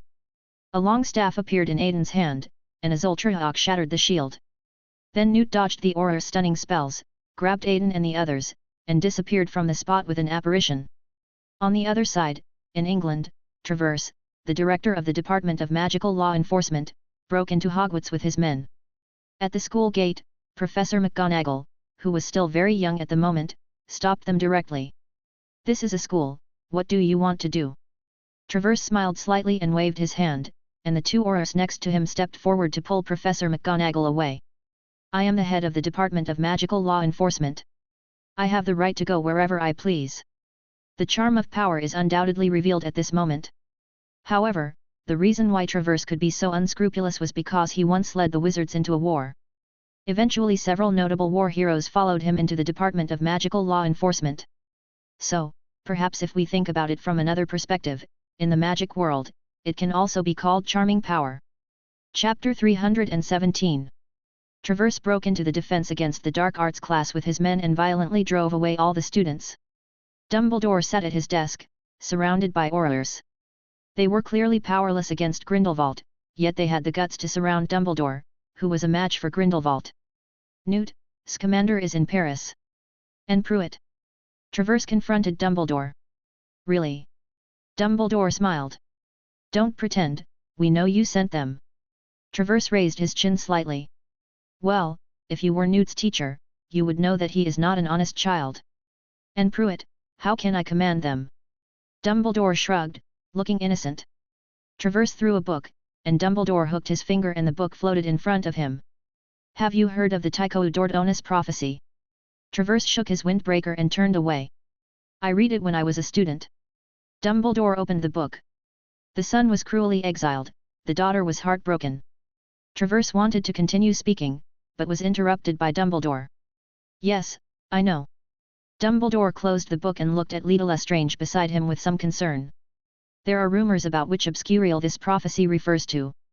They say Grindelwald. Seeking a follower of high birth, I have heard rumors, Dumbledore interrupted for the second time.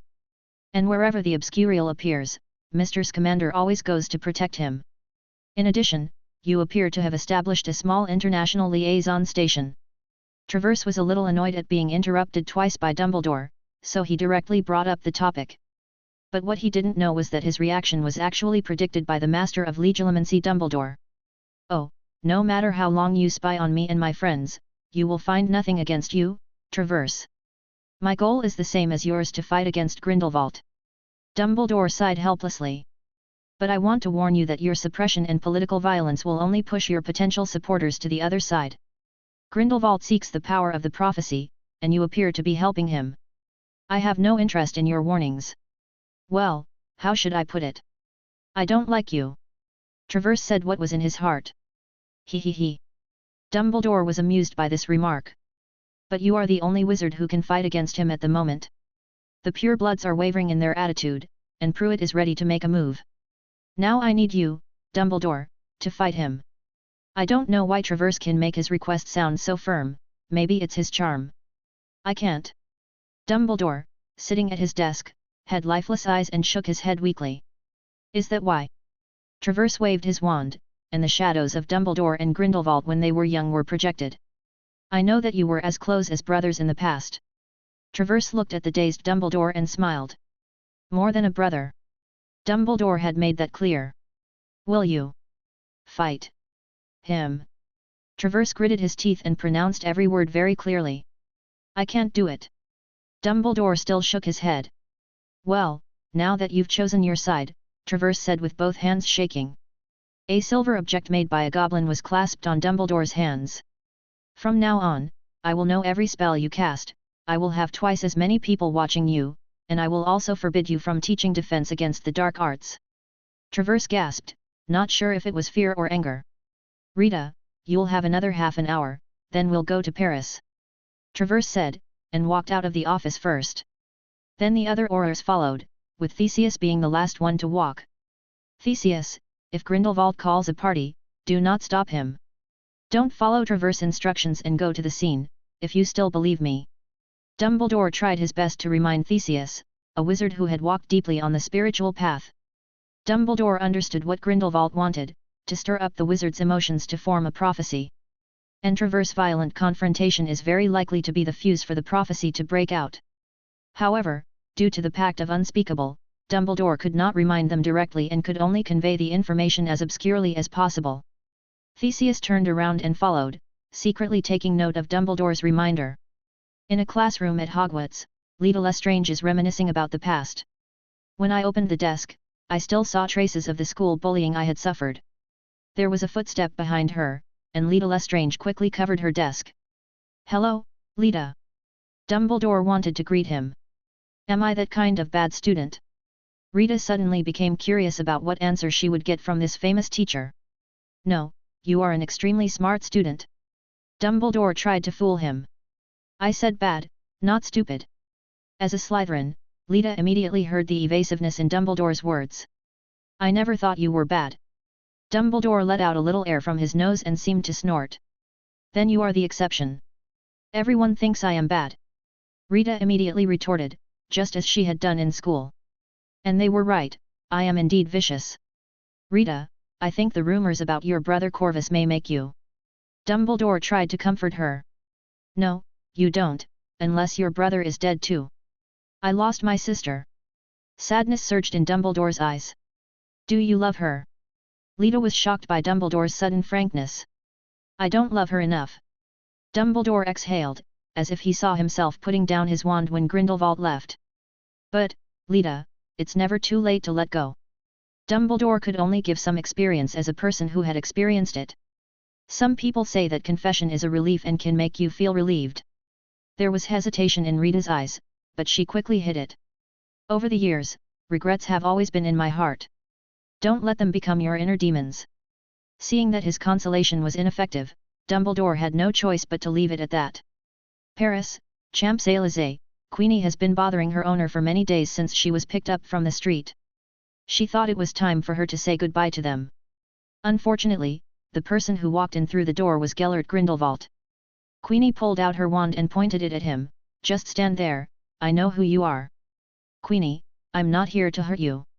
Grindelwald seemed to have many people echoing his words in his throat. Every word is so provocative.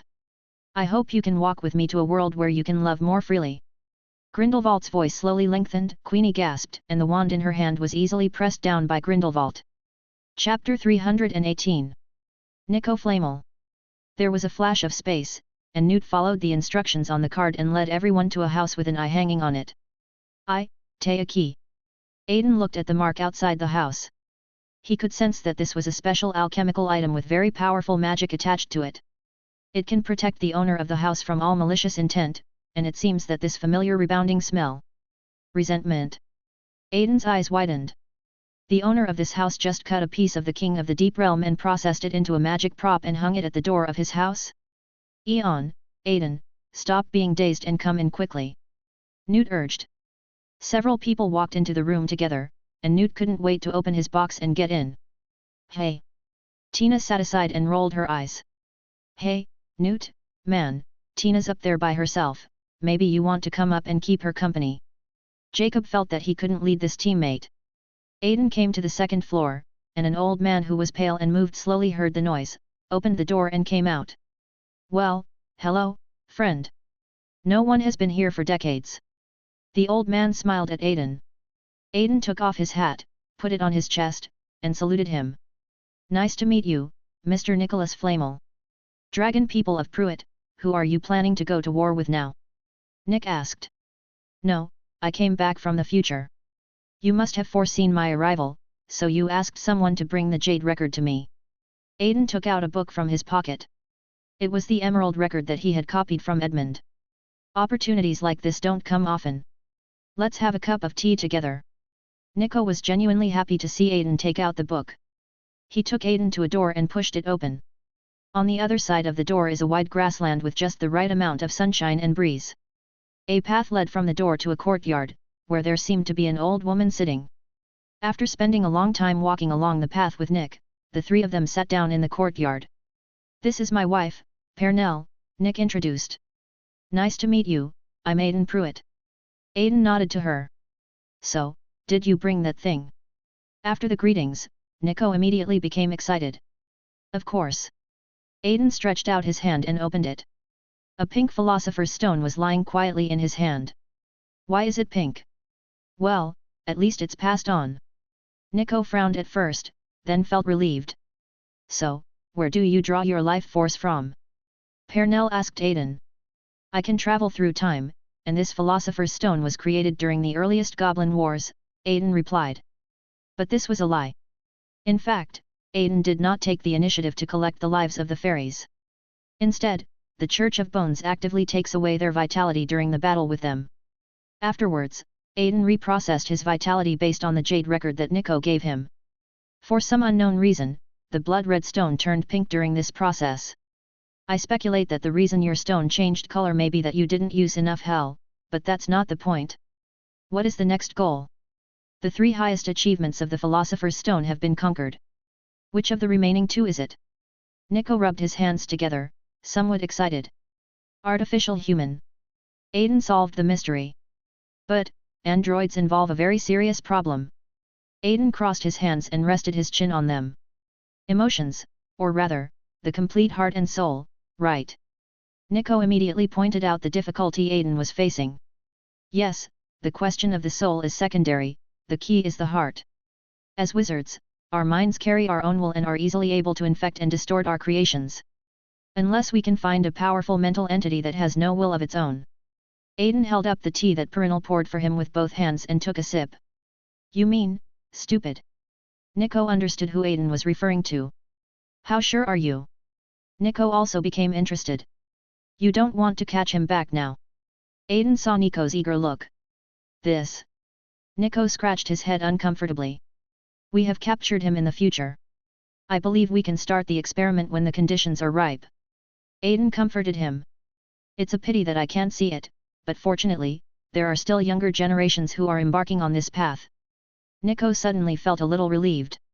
Okay, I'll go make you something to eat. Pernell stood up and walked towards the door. Then I'll go downstairs and take a look. You guys take your time walking. Watching the 2 people running and walking towards the gate, Aiden took the lead. On the first floor, Newt has dealt with the Zwo chains and is now working with Tina to exterminate Kama.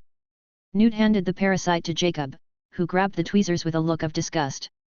At this time, Aiden just came down from upstairs. Oh, Aiden, look, squid tentacles. Jacob showed the parasite to Aiden. Then the parasite on Jacob's hand suddenly became active as if it smelled something, struggling to pounce on Aiden. Aiden! Dragon parasite, keep it away. Aiden exhaled a breath of dragon. The parasites were frozen into ice chips, and half of Jacob's body was also frozen. This is a parasite from the water dragon.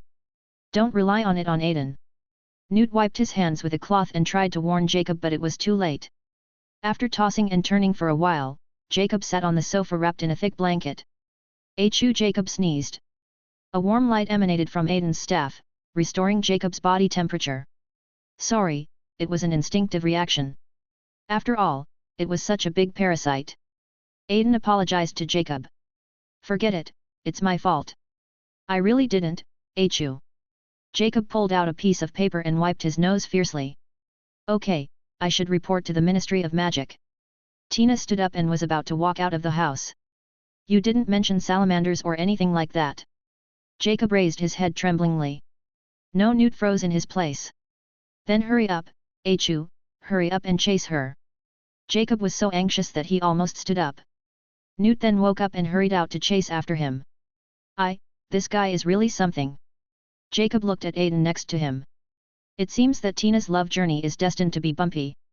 Aiden raised his eyebrows at Jacob. What do we do now? Jacob asked. Oh, an old man upstairs invited me to dinner. Do you want to come? Aiden asked. I just won't. Jacob just opened his mouth, but the growling of his stomach betrayed him. Bring it on. Aiden waved his staff to dispel the remaining coldness in his body. Chapter 319. In Nico's safe house, Aiden sat in front of a mass of black mush. Jacob hit a spoon with it and raised it high, and the paste kept escaping from the spoon. Nico, what is this? Aiden's eyebrows gathered in the center and raised slightly. You know, I am just immortal, not immortal, so please forgive us two old guys who are over 600 years old. There isn't a lot of food left for us to eat, but I recommend you try it.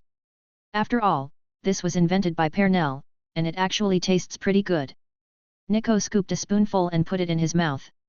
Aiden also took a spoonful and stuffed it into his mouth under Jacob's incredulous look. Perhaps it was a bit difficult for Jacob, a pastry chef, to eat this thing, so Aiden took out the food he had bought from his pocket and handed it to him. Oh, you brought your own food. Madame Pernell came out. My friend is American, and there are some foods he can't get used to. Aiden smiled innocently. Oh, I neglected that. Do you want me to buy you some other food? Pernell looked at Jacob. Ahem, I'll just eat this, thank you. Jacob choked, then raised his head and smiled. While they were having their meal, a crystal ball nearby suddenly started flickering. Oh, it actually works. I thought it was broken. Nico wanted to get up and get it. Aiden cast a flying spell and brought the crystal ball to the dining table. The crystal ball emitted a faint light, and images began to appear on it. Oh, I think I've seen this thing at an exhibition. It's a masked gypsy woman. I gave her money, and she predicted my future for me. Jacob waved the flaming pancake in his hand and pointed at the crystal ball. Nico, you reversed the prophet's magic circuit and installed it on the crystal ball. Aiden saw the secret. It took me a long time, but I had plenty of time. Nico was a little proud. After all, it was most prestigious to show good things to colleagues. The image on the crystal ball began to flash frequently with a statue of an eagle. And Jacob even saw Queenie inside. Oh, Queenie! He immediately rushed to the crystal ball. Queenie, baby, wait for me there. Jacob tried to shout, but the person in the picture ignored him. Where is this? Jacob raised his head and looked at Nico. The Lestrange family cemetery is also Père Lachaise cemetery. Nico answered him. Oh, thank you so much. Jacob grasped Nico's hand and made a snapping sound. Ouch. Sorry, I have to go first. Jacob quickly picked up his luggage. Aiden, can you please keep an eye on Mr. Squidward? Jacob pointed to the sofa, but it was empty. Forget it. Jacob shook his head and immediately rushed out the door. Wait, don't go to the cemetery. As an old wizard who has lived for 600 years, Nico naturally knew the meaning of the cemetery in the prophecy, but unfortunately he reminded him too late. Jacob had already left. Pwet, you have to stop them, otherwise many people will die tonight. Nico looked at Aiden seriously. Nico, what on earth does Grindelwald want to do? Aiden wanted to gain some wisdom from this old man who was over 600 years old, so he asked him for advice. He intends to unify multiple kings of the deep world. Nico dropped a bomb and then slowly began to tell the story. The Lestrange family is ambitious and has attempted to seize the power of the Twilight Zone. However, those who play with prophecies will eventually be played with by prophecies, which led them to an extremely tragic prophecy. Tycho Dordonis, Aiden murmured. I guess Grindelwald wants to kidnap the Lestrange child. Then use the existing prophecies about him to leverage bigger prophecies. In addition, he himself is spreading hatred and killing, so he should be seeking the power of hell and resentment, the king of the deep world. Nico told the story as he bent back the hand bones that Jacob had just broken. Seizing the power of the king of the deep, and then using the order brought by the prophecy to fight pollution, this is really crazy. Aiden frowned. If he succeeds, the protection of the Misty Realm will become ineffective. The abyss will then fall towards the living world, and a new king of the abyss madness will rise from the earth. Nico put the spoon down and used a wandless spell to pull the books in the cabinet to his side. Of course, all this is based on the premise that we don't resist. Aiden also finished the food on the plate. Then he stood up and prepared to leave. Nico in the room opened the book, and a female figure appeared in the portrait above. Just like Dumbledore said, Grindelwald has appeared and he wants to touch the deep world. Nico looked worried and his tone was erratic. Then you have to go, Nico, said the woman in the portrait. What? I haven't fought anyone for 200 years, and a child from the Pruitt family has already passed by. Nico took a step back. Nico, Pruitt's attitude is very ambiguous.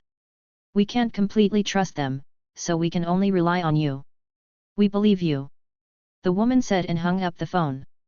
Outside, a black veil shrouds Paris as Grindelwald gathers his followers. Grindelwald is gathering his followers. He must have found Credence. Tina looked at Newt. Tina, we have to go to the French Ministry of Magic. There should be records there. Newt picked up the box and pulled Tina along. After leaving Nicole's house, Jacob hurriedly ran towards Père Lachaise cemetery, but there was a flash in space and Aiden appeared in front of him and stopped him. What? Jacob looked at Aiden in confusion. He was extremely anxious at the moment. It's too early to go there now. What you saw from Nico was a prophecy. Queenie won't show up before the time comes. Let's go meet Newt first. Aiden explained. Okay. Jacob calmed down his anxiety a little and followed Aiden. Aiden stretched out his right hand and grabbed him, and a flash of space swept Jacob into it. Outside the Farlan Ministry of Magic, the surrounding branches sensed that someone wanted to enter. Vines stretched out and combined into an elevator, with Newt and Tina standing outside. Newt took out a bottle of potion and poured it into his mouth. Oh, polyjuice potion. Tina smelled it. Newt's face twisted and soon he was a different person. This is my brother Theseus, he's an aura and a hugger. Newt winked at Tina. The two ran to the elevator and entered the ministry. On the other hand, a team from the British Law Enforcement Department has arrived at the French Ministry of Magic. Lita saw Theseus coming in and asked, "What's going on?" Grindelwald has gathered his followers and there will be a meeting tonight. They suspect Credence is your brother. Theseus asked Lita. My brother is dead. Rita raised her voice. I know, but maybe we can find something in the records here. I will help you find it. Theseus left without looking back. Chapter 320. Escape and go to the cemetery. I will arrest every protester, and if they resist, kill them without mercy. Traverse waved his hand fiercely. Sir, please forgive me for being so presumptuous, but if we do this it will cause great resistance. Theseus tried to persuade. However, Traverse, who believed in power, did not want to listen to his opinion at all, and said viciously, "Follow orders." Theseus sighed and leaned against the railing. Suddenly, he found that his face seemed to be in the crowd, with a grey windbreaker and a familiar box. The tilted head and hunched gait made Theseus' eyes widen. Newt saw his brother pulling Tina into a path. Tina, I guess you can't apparate in the Ministry of Magic. Newt twisted his neck and his face began to move. No, how? Before Tina could finish her words, Newt's face would return to normal. The Ministry of Magic's alarm was instantly triggered, and Newt and Tina ran.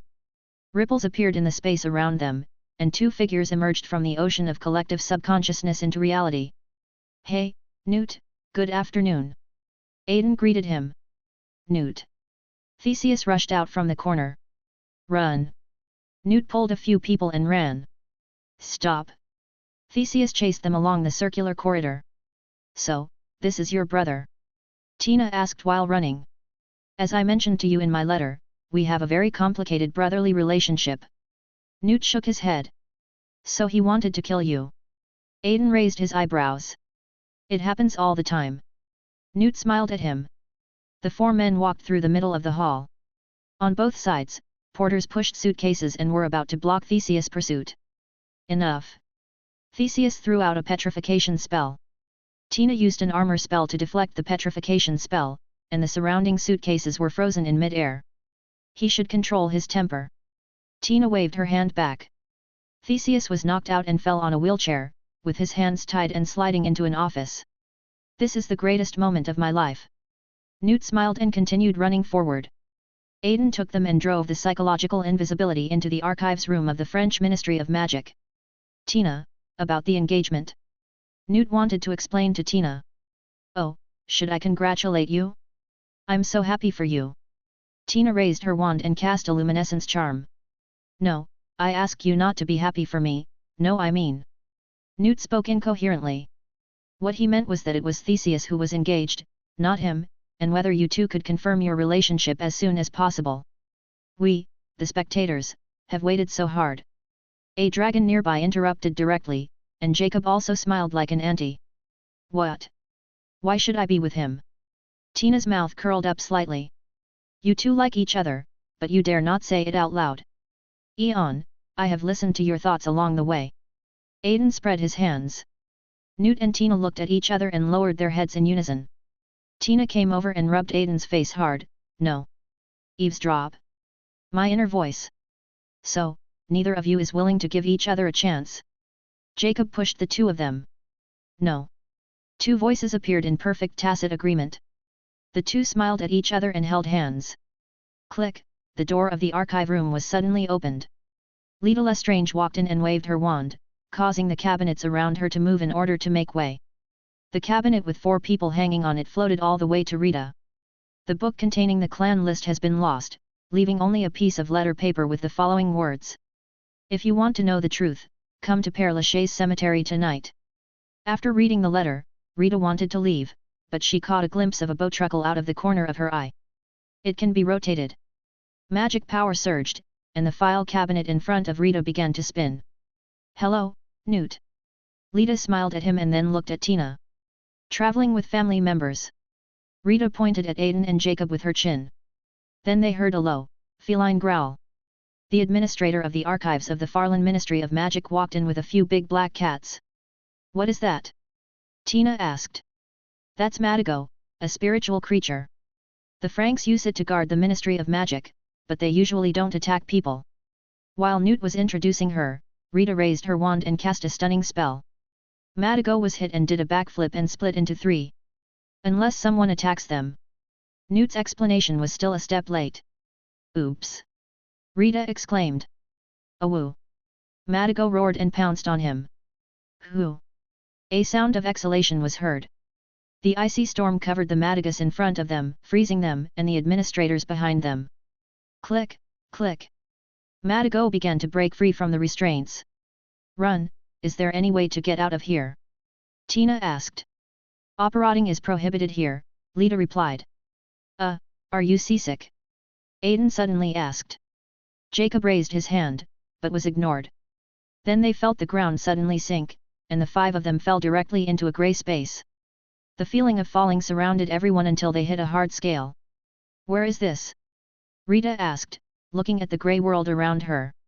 This is where the minds of all living things converge, the ocean of collective subconsciousness. A huge dragon head turned around and looked at Lita. Rita saw the dragon head and immediately cast a spell. However, in the sea of consciousness, how can the wizard's mental power compete with the audience? As Aiden's consciousness surged, a storm arose around him, directly blowing away the spell cast by Rita. Oh, Lita, don't attack him. He is on our side. Newt hurried forward to stop her. Aiden. Although Tina had never been to the sea of consciousness, she still recognized him by his heterochromatic eyes. How about it? It looks good, right? Long shook his head narcissistically. Tina couldn't help it, so she reached out and touched it. The coolness from the scales entered Tina's arm through her palm. It's a bit cold, Tina commented. Humph. Long was arrogant and refused to let them touch him. Turning around, Aiden flapped his wings and rushed towards Père Lachaise Cemetery. Rushing out from the sea of consciousness again, several figures fell directly on Yusuf Kama. Oh my god, Aiden, could you please give me a heads up next time before you need to land? Jacob stood up and twisted his now invisible waist. Didn't I tell you we've arrived? Aiden floated in the air and spread his hands. It turns out that riding a dragon is terrible. They are a group of creatures that are not suitable as mounts. Newt muttered as he wrote frantically in his notebook. Hey, I'm still here. Aiden wanted to rush up and hit him. Ahem, let's get down to business. Newt hid the notebook in Tina's hand, and Tina immediately stuffed it into her arms. Helpless, Aiden could only raise his fist towards Newt.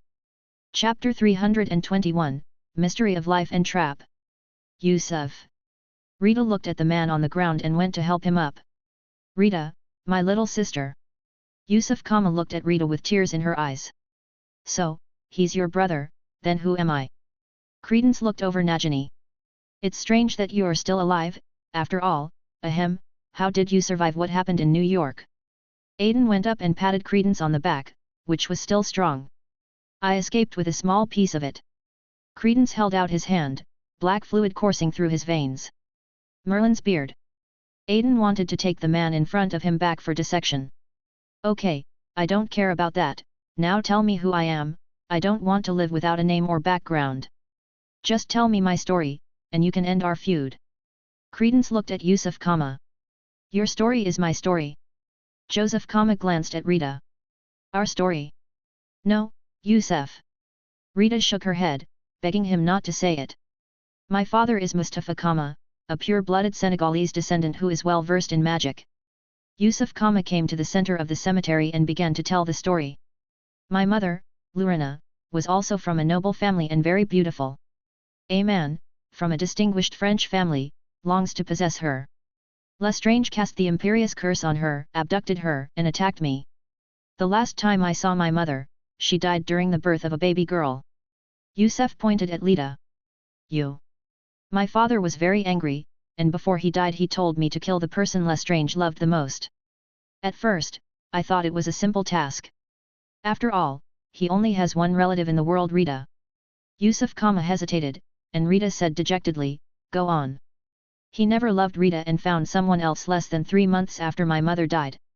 Until he had a son, this man who didn't know what love was poured all his energy into you. Yusuf, pulled out his wand and pointed it at Credence. When he found out that the heir to the family was hunting his son, he panicked. He hurriedly sent you to America, under the care of a half-blood fairy, but your magic was too weak for me to track. But fortunately, today I can decide the fate of the family with my own hands. Yusuf, had his wand pressed against Credence's neck. So, I mean Corvus Lestrange. Credence closed his eyes. No. He's not. Rita yelled. Yes he was, someone pushed him out of the water. Think of the prophecy of your Lestrange family, Tycho Dordonis. The man was cruelly exiled, the woman heartbroken and desperate. The warrior returned home with revenge, flying in the water. Yusuf, waved his arms. See now it's all together, sad daughter. He pointed at Lita. The exiled man spreads his wings and flies from the water. He looked at Credence again. A warrior of revenge. He finally pointed at himself. I don't know if you noticed that the order of your predictions is wrong.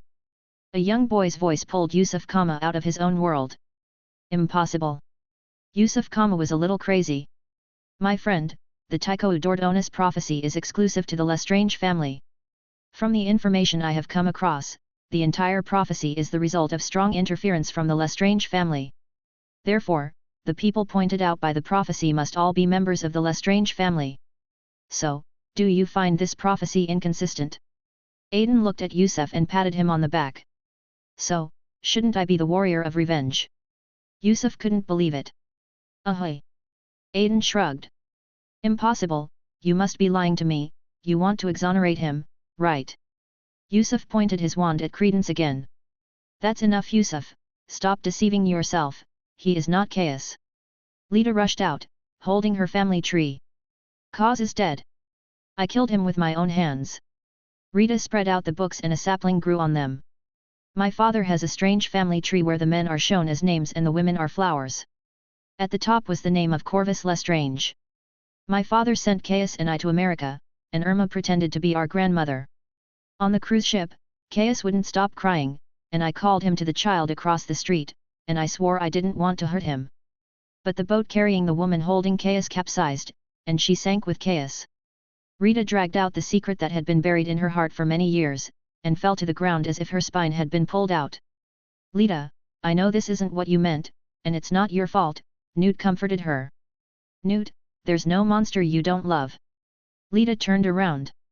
Then do you know who that woman is? Tina asked. I don't know. Rita shook her head. So, my background is still unknown, right? Credence clenched his fists. Oh, I might know a little bit. Aiden raised his hand. You. Who am I? Credence rushed over and grabbed Aiden's shoulders. When Newt and I separated the Obscurus from you, I discovered that there was a huge Ethala in your blood. Aiden waved his wand, and the surrounding light flew over to form a circle, floating above everyone's heads. Thanks to my mentor, I have learned a little about their family's alchemy. I was able to infer a little information from it. Aiden stretched out his thumb and index finger and pinched them together. You mean? I might be from your teacher's family? Credence grasped the information. Yes, my teacher Albus Dumbledore. I speculate that you may be a descendant of the Dumbledore family. Aiden solved the mystery. Then you. Credence wanted to ask more, but the stone door of the cemetery suddenly opened. Queenie. Jacob happened to be next to the stone gate, and he walked in first. Let's go and see what surprise Grindelwald has prepared for us. Aiden also walked in. The circle was surrounded by wizards who came to listen to Grindelwald's voice. A fanatical atmosphere is surging. Only a few hundred, not enough. Aiden walked along, stealing the secrets of these wizards along the way. As the secrets grow, Aiden gradually begins to sense a trace of their connection to the ocean of collective subconsciousness. Is this the origin of why the seer can see through all secrets? Aiden thought. Chapter 322. Speech, plan completed. In the center of the cemetery, Jacob finally found Queenie. Let's go, baby. Jacob looked at Queenie worriedly and held her face. Oh, dear, we should stay and listen to him. At this moment, Queenie, who had been bewitched by Grindelwald, did not want to leave at all and was intoxicated by the great vision. Outside Père Lachaise cemetery, a large group of Aurors were ready. The British Ministry of Magic launched a cross-border arrest in France. Torquil Traverse, completely immersed in the power he had acquired and complacent. They had no idea that the French Ministry of Magic, their century-old enemy, would actually allow their armed forces to enter their own country to arrest criminals. Although on the surface it seems to be a typical example of friendly cooperation among international wizards, what is the reality? Grindelwald walked into the venue from the dark stone passage, and the wizards around him began to cheer for him. But what no one noticed was that in a crowded corner of the cemetery, a man in a white and gold robe and a boy with dragon horns stood side by side. So you just watch him stir up public opinion. The director was a little surprised. Also, what are you and that old Dumbledore planning? As I recall, you're not much younger than Dumbledore. Aiden raised his eyebrows. He's over 40, and I'm only 30. I almost led you astray. You guys are talking in a fog. Aiden looked at him with a funny expression, thinking about how this guy looked like a Riddler the last time he borrowed the retrograde pendulum. Alas, you are really too young. The wizarding community is extremely repressed because of the statute of secrecy. Even if Grindelwald doesn't show up, there may be people like Tom and Sim to stir up disputes. Aiden picked his nails and looked at Grindelwald with a scrutinizing look. So, Dumbledore and Grindelwald are in cahoots. There seemed to be several exclamation marks on the director's forehead. Yes, I guess they completed the plan together. But Dumbledore withdrew or changed his mind for some reason. Aiden guessed while maintaining his previous actions. A plan drawn up by the two most powerful wizards in the world. The director's voice trembled a little. Why do you look so depressed? You are the director of the Department of Mysteries. Even you are like this, how can you make your people cheer up to fight against the Deep Realm? Aiden patted his shoulder. The director shook his head, calmed down, and turned his gaze to Grindelwald in the middle. Grindelwald stood on the stage with his arms open, and the wizards in the audience cheered. My brothers, sisters, my fellow wizards, your applause is not for me, but for yourselves. It has to be admitted that Grindelwald is extremely good at public speaking and inciting people. As soon as he started, he aroused the emotions of all the wizards and made them crazy about him. You have come here today for your inner desires and beliefs, and to explore a brand new path. Grindelwald raised his hand to the wizards around him. Some people say that I hate muggles and people without magic, but I don't hate them. I never fought for hatred. In my opinion, muggles are the majority group, just a group of people who are different from us. They have value too and should not be treated arbitrarily, but they should be treated specially. Grindelwald's words were full of disdain for the statute of secrecy. Magic is a miracle that only blooms in a few souls. Think carefully, my friends, what kind of world we will create. But please remember one thing, we live for freedom, truth, and love. Grindelwald beckoned to Wendazirol, who brought him an alchemical tool. If we don't rise up and make the world we want a reality, this is what will happen. Grindelwald took a deep breath from the alchemical tool and exhaled forcefully. Smoke enveloped the venue and the picture was emerging. Countless Muggle soldiers fought with guns and airplanes, cannons and tanks were developed one after another. Tens of thousands of people were displaced, and finally the sun's rays shone on the ground. This is what we are fighting against, this is our enemy. They are arrogant, greedy for power, and exist like wild animals. It won't be long before they turn their weapons on us. Next, remember my words, do nothing, and stay calm. Orders from the Ministry of Magic entered the venue and Grindelwald narrowed his eyes. So do you expect Muggle technology to develop rapidly? The director turned to ask Aiden. Killing has always been the most effective means of human progress. Why do you think our magic technology has made such rapid progress? Abandoning the cumbersome and powerful ancient magic and pursuing the efficient and economical modern magic. Aiden looked at the director. It's to pursue the most efficient and fast killing. The director frowned. Yes, this is the bad nature of human beings. Even though Grindelwald is mocking the Muggle leaders, how much better can our wizard leaders be? Aiden pointed his chin at Travers who walked in, with disdain and ridicule revealed from his eyebrows to the corners of his eyes. The two of them looked at Torquil Travers, who regarded magic as a power. In a sense, Torquil and Grindelwald can be seen as the same type of people, both of whom see violence as the only means to achieve their goals. However, they all forgot that this is a subjective world and the resistance of the mind is far more powerful than they imagined. Aiden maliciously guessed in his heart that perhaps it was because of the existence of Grindelwald and Dumbledore, the ideal couple, that Travers hated them so much.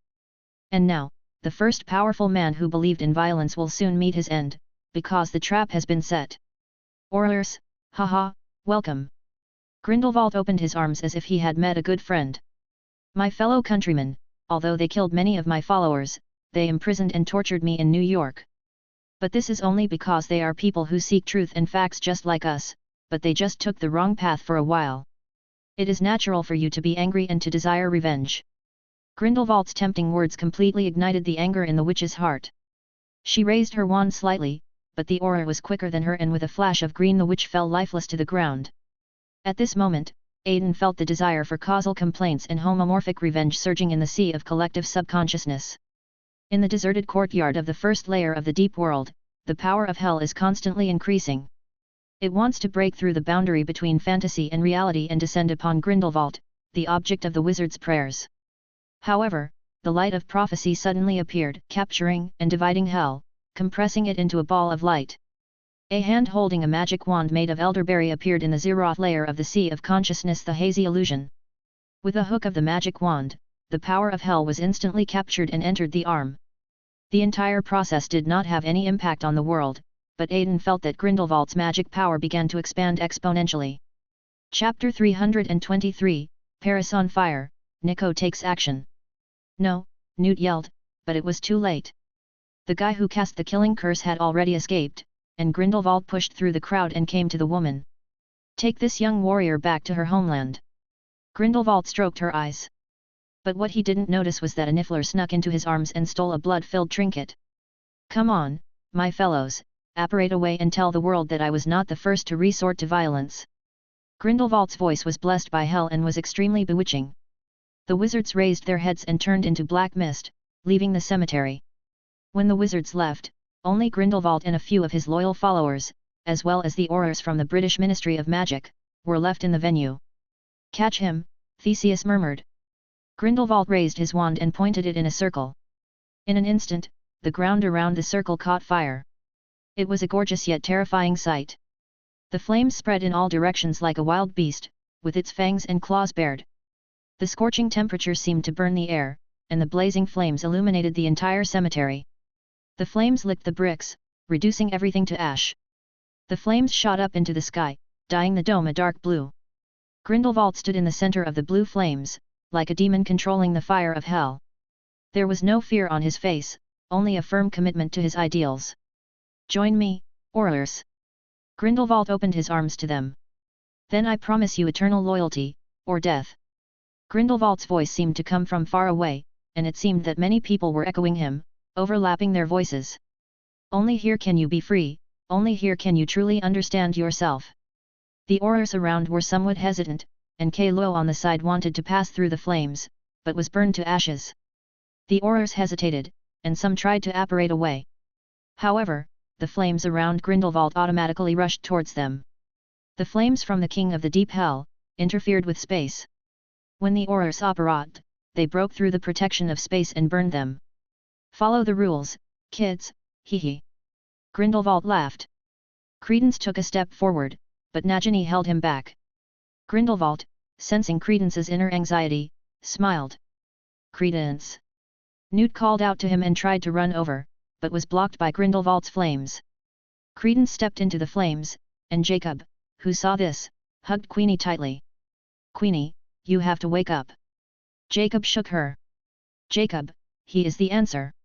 Queenie's voice was as soft as her breathing. No no no, Jacob shook his head. Come with me. Queenie broke away from Jacob. But Queenie was faced with Jacob's inner voice and disappointed expression. Grief, fear and worry erupted in Queenie's heart, and she yelled at Jacob, follow me. You're crazy. Jacob looked at Queenie very sadly. And Queenie seemed to have received some kind of answer, and stepped into the fire without looking back. No, Queenie, don't. Jacob stretched out his hand to stop her, but the flames almost burned him. Queenie screamed and stepped into the flames. Grindelwald reached out his hand to accept her and sent her away. Grindelwald walked out of the circle of fire and walked towards Rita. Perhaps I know this lady, Lita Lestrange. She is despised, unloved, and not treated well. Grindelwald reached out his hand and pulled Lita up.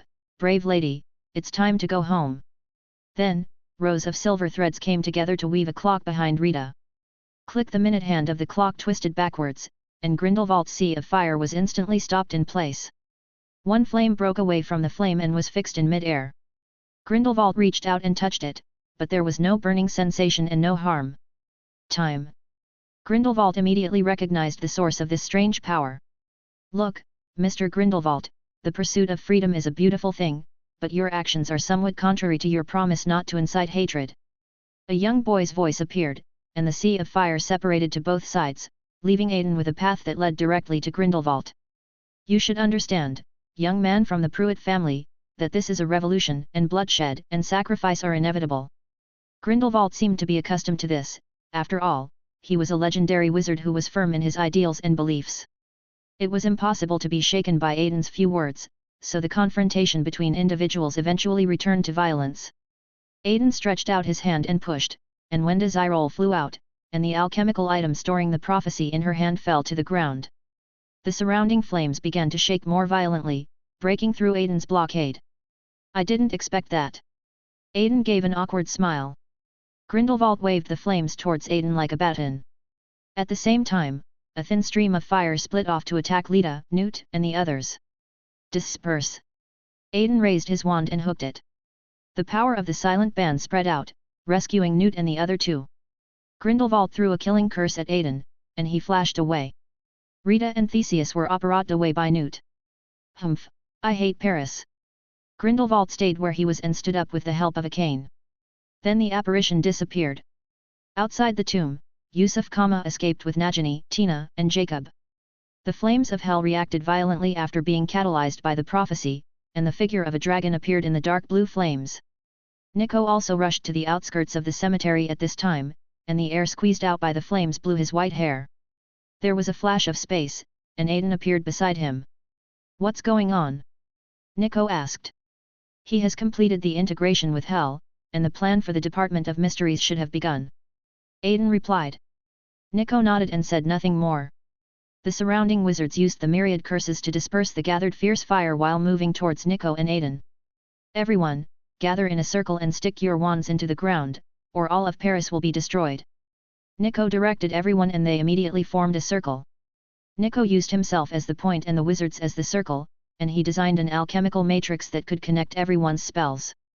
All curses come to an end. Everyone injected spells into Nico's alchemical matrix, and Nico acted as the hub to regulate the flow of magic power. All curses are over. Aiden raised his staff, and a vigorous orange flame was injected into Nico's matrix. Instantly, the power of the matrix spread out from the ground, and the entire Père Lachaise cemetery was enveloped in a myriad of curses. Nico asked the wizards to stick their wands into the ground and use the magic of the earth veins to fight against the power of the King of the Deep. In the center of the cemetery, more flames erupted and formed into dragons. The dragons flapped their wings and tried to break through Nico's defense, but were easily suppressed by Nico. The collision of flames continued to make explosions, and the dragon was slowly surrounded by orange-yellow flames. They changed direction and began to rush towards the sky. However, in the sky, a nimble silver dragon was flapping its wings and waiting for them. The silver dragon opened its mouth and spewed frost at the evil dragon formed by fierce fire. Just like that, with the combined efforts of the two, Li Huo was retracted into the cemetery, and all the openings around it were blocked with stone slabs. The frost that fell from the sky formed a thick layer of ice on the outside of the slabs, and the fire was stopped. Chapter 324. The fire died down and a group of people sat in the open space to catch their breath. Nico patted Jacob's shoulder, and Nagini hid in the corner and cried. Theseus, you must hide Leda when you return. If she appears before the world again, according to the prophecy, Grindelwald will crave her power again. Aiden looked at the two people holding hands and gave a serious reminder. They looked at each other and nodded heavily to Aiden. Austria, Nurmengard Castle, Credence looked out the window disappointedly. Queenie and Grindelwald hid behind the door. Grindelwald didn't turn around and asked quietly. Is he still that scared of me? You have to be careful, he's still unsure of his choice, be gentle. Queenie told Grindelwald. He then walked up and told Credence his life story and Dumbledore's betrayal, and he picked up the baby bird Credence was raising and burned it. Then a phoenix was reborn from the flames, and Credence was completely sure of his own life experience. In anger, he cast a spell and blew up the distant hilltop. News of Grindelwald spread in Paris quickly spread around the world. The British Ministry of Magic is stirring up trouble. The actions of the offshore balancer have completely angered the International Confederation of Wizards. This resulted in the British Ministry of Magic being isolated. As the person responsible for this incident, Torquil Traverse, he took all the blame and was kicked into Azkaban. As the hero who prevented the destruction of Paris, Newt was lifted from the ban and his honor was restored. His brother Theseus was promoted to head of the Aura office and secretly married Leda. Jacob returned to Midland in despair and cut off contact with Aiden and his group. Outside the gate of Hogwarts, the rest of the people were waiting for the local tyrants entrenched here to show up. Dumbledore walked towards them at a steady pace. Newt and Aiden walked forward, and Newt pulled out a blood-filled ornament from his arms. This is a blood pact, right? Newt tilted his head. You swear not to fight each other. Dumbledore stared at the Blood Alliance for a long time, unable to come back to his senses. His eyebrows twitched and he reached out and grabbed the Blood Alliance. For Merlin's sake, how did you? Before Dumbledore could finish his words, he saw Newt take out the Niffler from his arms. Oh! Dumbledore smiled. Grindelwald always overlooks the power of the weak. Newt smiled. Dumbledore raised his hands to Theseus behind him. Theseus raised his wand and spun it, shattering the silver in Dumbledore's hand. Dumbledore turned his wrist with relief, put his hands on his hips and looked at the Blood Alliance floating in the air. Can you destroy it? Newt asked. Perhaps. Dumbledore said with a sigh. He grabbed the Blood Alliance and walked towards Hogwarts. Oh, by the way, Aiden. Dumbledore suddenly turned his head. What's wrong? Long was eating the melon with great relish when he was suddenly stopped. There are people who want to see you. They are already at Hogwarts. Dumbledore winked at him with his left eye. Who? The eyebrows that were raised in the last second slid towards the middle in the next second. That frown feels like it could crush someone to death. Oh, it really is a dragon man. An old lady rubbed Aiden's horn. Yeah, you look pretty healthy. An old man patted Aiden's chest. Take a look at the genitals. A young woman came up and tried to pull down Aiden's pants. Hey, that's enough. Aiden exhaled a breath of dragon to calm the few people down. Oh, it can also breathe dragon breath. It seems to be an ice-attributed dragon. A man came up behind Aiden and held his head and rubbed it. Okay, Darren, stop playing. He's getting angry. Don't blame us if he gets bitten, the old woman reminded. Another old man came out and introduced Aiden. Hello, strange dragon man, we are members of the Pruitt family, I am Quinn Pruitt. This is my wife, Phileas Pruitt. Dylan Pruitt. The man who had just rubbed Aiden's head also spoke. Hi, I'm Alida Pruitt. The woman who had tried to pull down Aiden's pants earlier also started to introduce herself. At this moment, Aiden was swearing in his heart. He finally understood why Dumbledore was avoiding the question. Hey, Pruitt, what do you want from me? Although Aiden already knew the answer, he didn't want to be confused. What if he managed to get away with it? Of course I'm going to take you back to continue my bloodline. Phoebe said shockingly. Look, this is my son, handsome and rich, and this is my daughter, elegant and charming. How about it? Isn't it exciting? Quinn spoke like a salesman selling health supplements. No, even if you want to form an alliance, what's the point of bringing a man here? Long couldn't help but complain. Ah, you're not. Darren was about to speak when he was frozen in place by Aiden's dragon breath. Oh, I didn't expect it to be a boy. Phoebe touched her chin. Then why did you bring your daughter here if you think I'm a girl? Long continued to complain. Oh, I was just saying that in case you like girls. It's always good to have a backup plan. Alida said with a smile. At the same time, she came close to Aiden and touched the dragon horns on his head obsessively. Oh, look at the degree of activation of this bloodline. It must have experienced an unparalleled battle. Alas, you bunch of war maniacs. Although they might be his ancestors, Aiden still had to complain. Okay, let's go back to the Pruitt family. We will definitely be able to give birth to many healthy babies. Alida grabbed Aiden and prepared to drag him away. Ahem. The savior appeared. Everyone, didn't we agree before that we would only meet once? What are you doing now? Dumbledore walked out. Are you going to stop Pruitt's inheritance? The dragon's blood began to stir, and 4 people took out their wands at the same time and pointed them at Dumbledore. But we have to consider the wishes of the parties involved. Aiden snapped his fingers, and the crisp sound echoed in the hearts of several people, calming their restlessness. Well, there are also dragons that refuse to reproduce. Is there something wrong with your bloodline? Quinn looked at Aiden curiously. No, you guys don't spend all day fighting and having kids, do you? Aiden's impression of Pruitt has completely collapsed. This is not surprising. Due to the influence of dragon blood, it is more difficult for us to reproduce than other families. Alida spread her hands. Oh, never mind. I'll just let you see it. I can't stand your weird traditions. Besides, I can't leave any offspring in this era. A silver thread emerged from Aiden's hand, and a large net was thrown out by Aiden. Several Pewits were pulled into the dream at the same time. Chapter 325, Eastern Land. In the dream, Aiden took a few people to watch his own experience. Several people woke up in a tremor. I see. Quinn Pruitt stroked his chin. Then it's us who are disturbing you. Darren leaned against the wall, sorting out the information he had just received. Don't you plan to change the future? Aiden read their firm thoughts from the sea of consciousness. Of course not. If there are changes in the future that lead to your disappearance, it would be a huge loss. Phoebe narrowed her eyes. So, you crazy guys. Aiden sighed. But it's a pity. Why isn't it from our era? Alida hugged Aiden and rubbed his dragon horns. Anyway, we are clear about the situation. We will remain silent in this wizard war and follow your will. Quinn made the decision, indicating that Pruitt had made his bet. That's good news. Dumbledore, who was eavesdropping nearby, extended his hand to Quinn. Quinn shook it too. Pruitt's men came and left in a hurry. At this moment, in the office, Dumbledore and Aiden sat opposite each other. Something.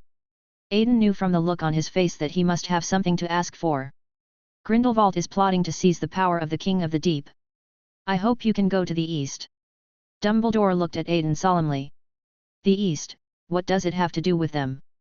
Grindelwald's ideas should not be able to bring about the arrival of life. Aiden raised his eyebrows. However, since the Easterners sealed the King of the Deep realm in the human world, some strange creatures always appear in their land.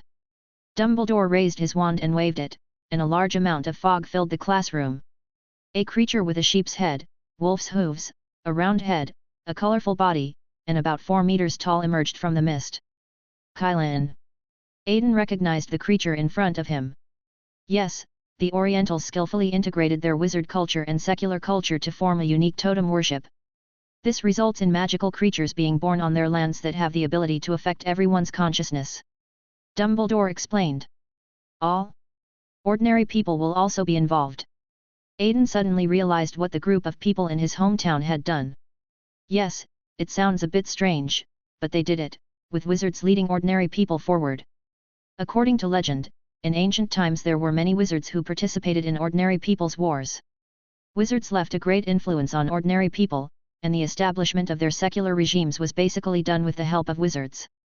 In this mode, their wizards can be said to be the best at integrating with ordinary people in the world. Dumbledore let out a long breath, a look of envy on his face. So we're heading east next. Aiden tilted his head. It's not us, it's you. Dumbledore looked at him and blinked his left eye at him. Aiden, clenching his fists. He had no choice but to hold the boat ticket to the east. Dumbledore, who had a black eye on his left side, smiled and waved to him. After taking a ferry and drifting on the sea for a whole month, Aiden arrived at the place of decadence and extravagance, the Magic City. With busy commercial districts and colorful nightlife, Shanghai at this moment is a place where tradition and modernity intertwine. Aiden was wearing a well-fitting suit, and people around him couldn't help but look at him. His brows furrowed slightly, magic power surged, and a confusion spell formed above the crowd, and soon all the attention focused on Aiden disappeared. Isn't it a bit rude to use magic in our territory, a foreign practitioner? English, a young voice appeared behind Aiden. It's just a little trick. After all, the Dongxia people's nature of liking to watch the fun may bring us trouble, right, Taoist Zhang? Medium. Aiden turned around and saw the young Zhang Qingrui standing behind him with his hands in his hands. Zhang Qingrui was stunned by the fluent Chinese. It's rare to see foreigners who can speak Chinese so fluently, so why are they interested in our country? Do you want to stay? I can recommend you to join our section. Zhang Qingrui was quite enthusiastic, shook his eyebrows, and came up to poach people. You guys, why do you all like to do this? Apparently, this familiar bastard aura and the familiar words of poaching reminded Aiden of the guy in the Department of Mysteries. No need, Master Zhang, I have no plans to become a monk yet. Aiden laughed. Is it not taboo to get married in Genji? Zhang Qingrui looked as if he would be at a loss if he missed you. Let's talk business. Do you know that Grindelwald is coveting Kylan? Aiden said seriously. How come? Oh, you're Pruitt, not surprising. Zhang Qingrui frowned at first, then relaxed his brows with relief. Let's go. Come back with me to the sect first. I still need to report this matter to my master and let him make the decision. Zhang Qingrui said this and reached out to teleport with Aiden. No need, I can do it myself. Aiden dodged and then turned into a guardian angel and followed Zhang Qingrui. Hey, these foreign things of yours are just flashy. Zhang Qingrui shook his head. He took a step forward, and the surrounding space began to swirl like a black fog, with things spiraling into a passage. By the time the black fog dissipated and the power of order reassembled matter, the two had arrived at a Taoist temple. Wait, how do you know our shrinking technique? Zhang Qingrui raised his eyebrows. You taught me. Aiden's mouth curled up slightly. What? With a pop, a chestnut interrupted Zhang Qingrui's next words. Brat, let me tell you the secret skills of our section. An old man appeared. He was none other than the old man who had fought against resentment in the Deep Realm before, and he was also Zhang Qingrui's master, the contemporary heavenly master of Mount Longhu Zhang Xian. Old Taoist priest. Aiden bowed his head. Why call me old master? Call me master. Let's go to the ancestor and do the apprenticeship ceremony. Then I'll give you a name. You can stay in Longhu Mountain to practice tomorrow. The old man pulled Aiden up and prepared to rush to the hall. Wait, old heavenly master, I really have no intention of becoming a monk. As long as I am still in the secular world, I cannot truly cultivate. Aiden's face was almost pinched and he waved his hands repeatedly. Humph, since you have learned my secret skills from Mount Longhu, you should at least give me an explanation. Seeing that his first plan failed, the old man came up with another one. Is it a secret skill? Isn't this something learned and improved from the mythical beast Zhuwu? I remember there are quite a few people who know it even out there. Aiden narrowed his eyes. Then I don't care. You admitted it yourself. You learned it from my disciple Zhang Qingrui. The old man put his hands on his hips. Then he cast a threatening look at Zhang Qingrui, who shook his head. Okay, master, stop messing around, it's time to talk business. You, traitor.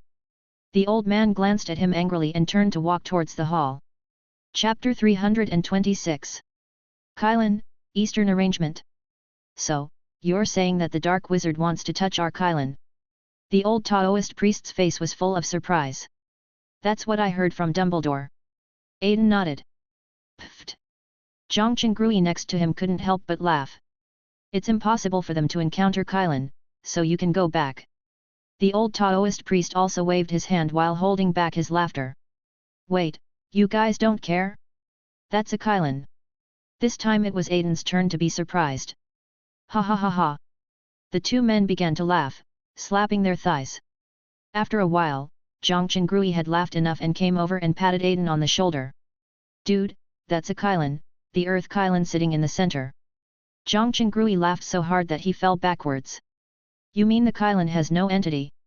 Aiden finally reacted. But they did find the sheep's head, wolf's hoof and dome-shaped beast in the intelligence. So, it was fake, a smokescreen you guys put out. Aiden raised his eyebrows. Well, I said this child is intelligent. Why don't you just become my disciple? It would be great if you could be the next heavenly master. The old heavenly master stroked his beard. As he spoke, the old Taoist priest glanced at Zhang Qingrui, who turned his head away, pretending not to notice his master's gaze. Alas, the old master sighed. My position as heavenly master isn't some terrible beast, so why are everyone so afraid of it like a tiger? The old heavenly master shook his head helplessly. The angry old Taoist priest waved his hand and threw the two of them out, and the door of the hall slammed shut. Hey, this old man! Zhang Qingrui fell to the ground, covering his butt. Aiden flipped over nimbly and landed steadily. Let's go, Aiden said. Where to? Zhang Qingrui was a little confused. Take me to see the smoke bombs you made. Aiden waved his hand and pulled him up from the ground. Zhang Qingrui once again took Aiden to a place in the mountains and forests. It seemed that there were already wizards fighting in the bamboo forest. Aiden looked carefully and found that they were Newt and Grindelwald's men. Aren't you going to help? That person seems to be your friend. Zhang Qingrui muttered. Let him learn a lesson, otherwise Tina will nag me again. Aiden took out a chair and sat down. Oh, that's very detailed. Zhang Qingrui looked very interested. Tina said that the reason why Newt dared to take risks without restraint every time was because I was always there to help him clean up the mess. She told me to give him a hard beating next time he's in danger, so he'll remember this lesson. Aiden had no choice but to take out the coconut ice cream. Oh, she looks very similar to the women in our place. Give me some. Zhang Qingrui stretched out his free hand. Aiden gave some to him, and the two of them watched Newt playing chase in the bamboo forest with the specially made Kylan. Finally, during an apparition, Newt's protective spell was broken by Credence. Credence saw that it was Newt who had been protecting him, so he did not use any brutal force and knocked him out with a stunning spell. Then, the Kylan in Newt's arms was snatched away. By the way, is it really okay to let them leave with the Kylan like this? Even if it is fake, aren't you afraid that it will trigger a prophecy in your country? Aiden asked, turning his head. It has already been triggered. It is said that a catastrophe will occur in a few years. Zhang Qingrui sighed. That will kill a lot of people. Aiden's hair covered his eyes, making it impossible to see his expression. Dynasties change, there is nothing we can do about it, as long as civilization can survive. Zhang Qingrui looked up at the starry sky. The Hun Tian mysterious instrument. Aiden murmured. How did you know this name? Zhang Qingrui's depression was instantly broken by the shock. I have a special relationship with the silent people, and don't you communicate before constructing various secret rituals? Aiden looked at him strangely. Oh, so you are the next director of the Department of Mysteries? No wonder you know all this. Zhang Qingrui put his mind at ease again. No. Aiden raised his hand awkwardly. Damn it. The Department of Mysteries won't leak our situation to anyone, will they? That's not right. How did they bypass the contract? Could they have betrayed us en masse? Zhang Qingrui's mood at this moment was full of twists and turns. My name is on the slate of silence. Aiden said another word to reassure him. Brother, I beg you, don't torture me like this. If something happens to my heart, I will become a ghost and haunt you in the future. Zhang Qingrui threatened. While the two were chatting, Newt next to them also woke up and struggled to crawl back to the dying Kylan. Kylan used all his strength to give birth to a second Kylan, then fell down with his pupils dilated. Newt held the little Kieran in his arms and leaned against Kieran's arms. An air-winged bird flew out of his suitcase, and its long tail picked up Newt and his suitcase and flew them away from the scene. After the dust settled, Aiden and Zhang Chengrui entered. "Oh, rude Westerners, you've made a mess of our place." Zhang Chengrui kept glaring at Aiden. "Who northeast arrow who southeast arrow?" A dragon whistled and turned around. The dead Kylan on the ground slowly turned into a piece of dead wood, and tender green new shoots grew on it. "Life." Aiden looked at the scene. "Yes, this is a fake product that we made with our lives. However, some of its abilities are genuine." Zhang Chengrui nodded. Aiden narrowed his eyes, his heterochromatic pupils penetrating the boundary between illusion and reality. In the sea of collective subconsciousness, a pair of different colored dragon eyes opened and scanned the entire area. Finally, the secret they had hidden was completely revealed to Aiden. What a good plan! Aiden retracted his gaze and clapped his hands, cheering for them. Proactively spread the news about Kiran and get some wizards in the country to side with Grindelwald to increase Kiran's credibility. At the same time, he deliberately let Kylan give birth to 2 offspring, triggering their struggle over destiny and the leader. So as to share a part of your great calamity with others. What a good plan!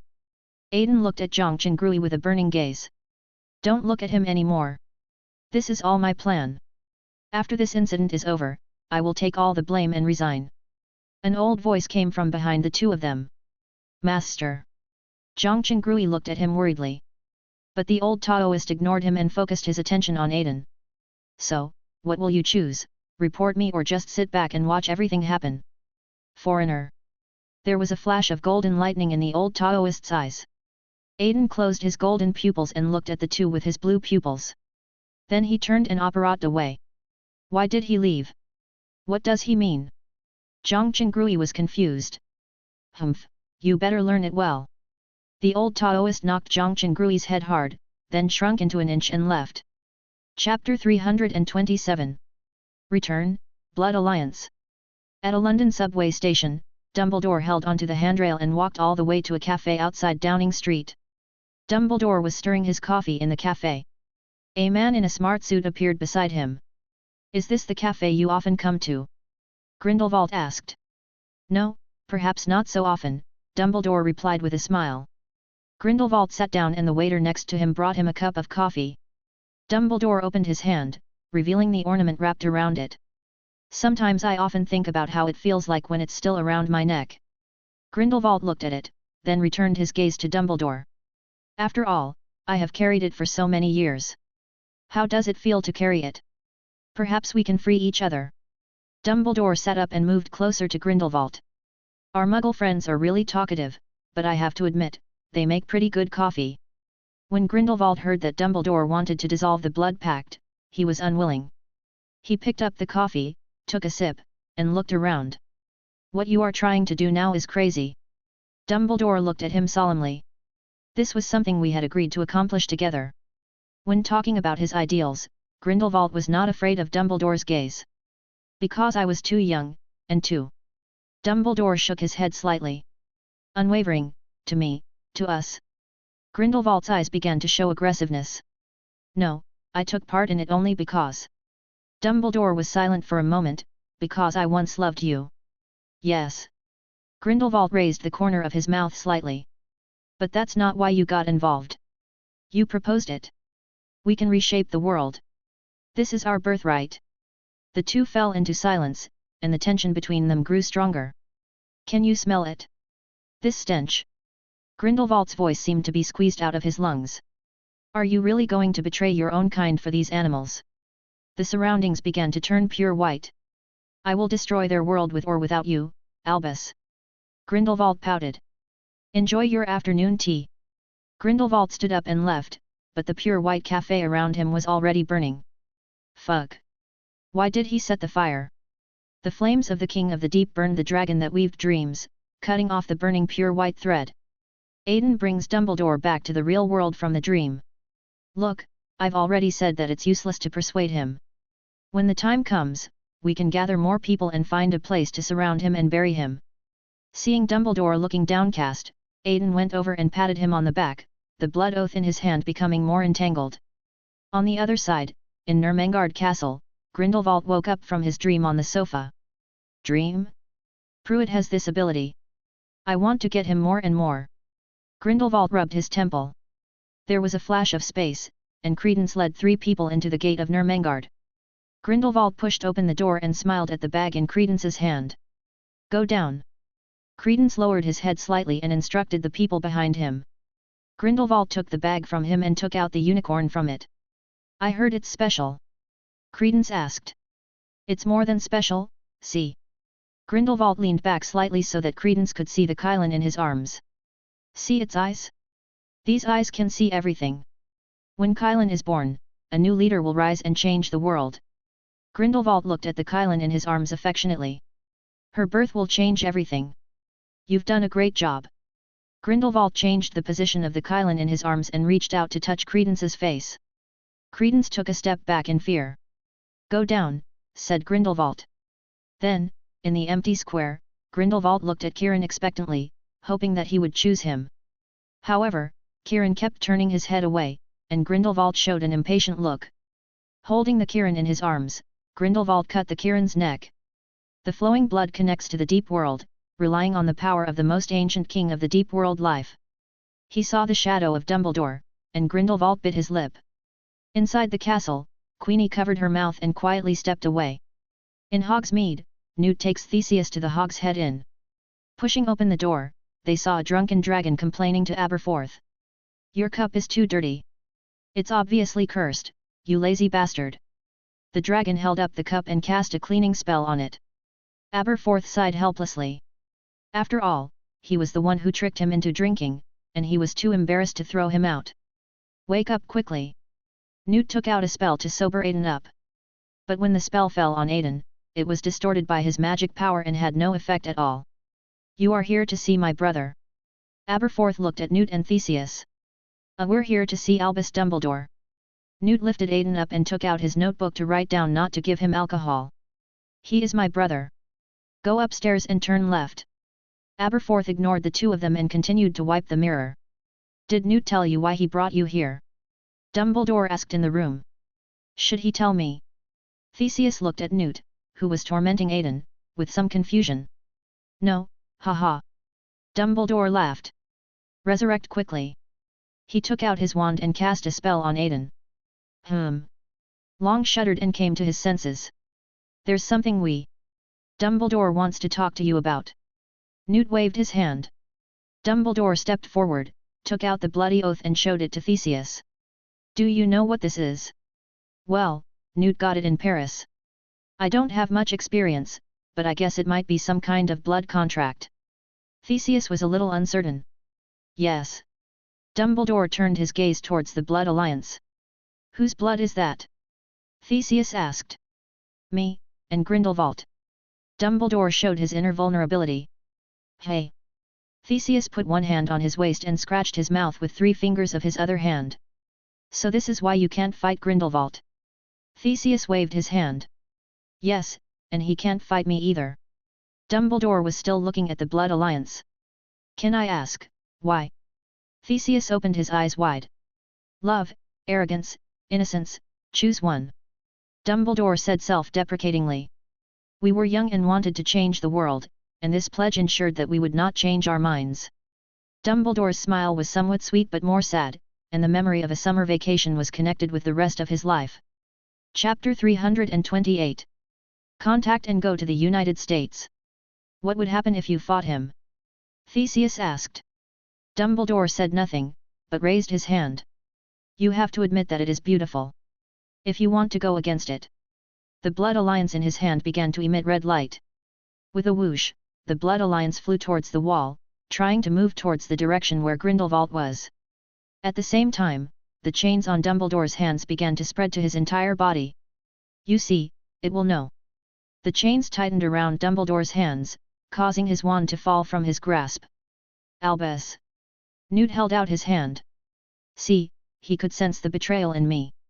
Dumbledore looked sad, and it was unclear who he was referring to. Albus. Newt became even more anxious. The chains had spread to Dumbledore's neck, tightly wrapping around him. A hand reached out from behind him and pressed against his back. The silver thread controlled the chains of the Blood Alliance and suppressed the restlessness in Dumbledore's heart. The Blood Alliance flew back into Dumbledore's hands again, and the chains on his body turned into smoke and dissipated. This is the lightest consequence. Dumbledore turned and looked at Newt. Although this is magic performed by young people, as you can see, powerful magic cannot be undone. Dumbledore walked forward, staring at his sister's portrait in fascination. Is there nothing you can do? Theseus looked at Aiden. Everyone from the Pruitt family has been here. What can a newbie in magic like me do? Aiden shrugged. Besides, this thing is not ordinary. You two used the power of the hazy illusion, right? Aiden looked at Dumbledore with a playful look. The weight of a pure-blood family's surname, wow! Long exclaimed in amazement. By the time I discovered these connections, it was too late. I have put the Dumbledore family on the balance from the very beginning. This is all retribution. Dumbledore closed his eyes. Wait, Aiden, what are you talking about? I don't understand. Newt looked at Aiden. Once, during the First Goblin War, the Wizard Council organized 28 of the most famous families in Europe at the time to hold a ceremony together. We put our names into the fantasy world and voluntarily become the tentacles that maintain the order of the world. With a wave of his hand, he projected the scene of the ceremony held at the Wizard Council. Dumbledore looked at Aiden thoughtfully. So, your families have a deep connection to the Twilight Zone? And what about the prophecy? Asked Theseus. When the prophecy is activated, its power needs to transition from consciousness to reality, and our families are the transmission lines for this transition. Aiden hooked his finger, and a grey sea and planet appeared in front of everyone. The picture kept zooming in, and each wizard had wires connecting them, traveling back and forth between the sea of consciousness and reality. So, Albus used this link to make a contract with Grindelwald. Newt understood a little. No wonder you pure-bloods are always so highly respected. The Ministry of Magic must be aware of your situation, so they allow you to expand. Theseus spat, and it was unclear whether it was directed at the Ministry of Magic or the pure-blood families. That's not the point. Anyway, we can't break Dumbledore's blood pact by force. It doesn't matter if these two idiots die. If there is any problem in the illusion, it will be a lot of fun. When those things below surge up, you and I will be the sinners of the destruction of civilization. Aiden spread his hands. But what Grindelwald wants to do now is to make deep, well.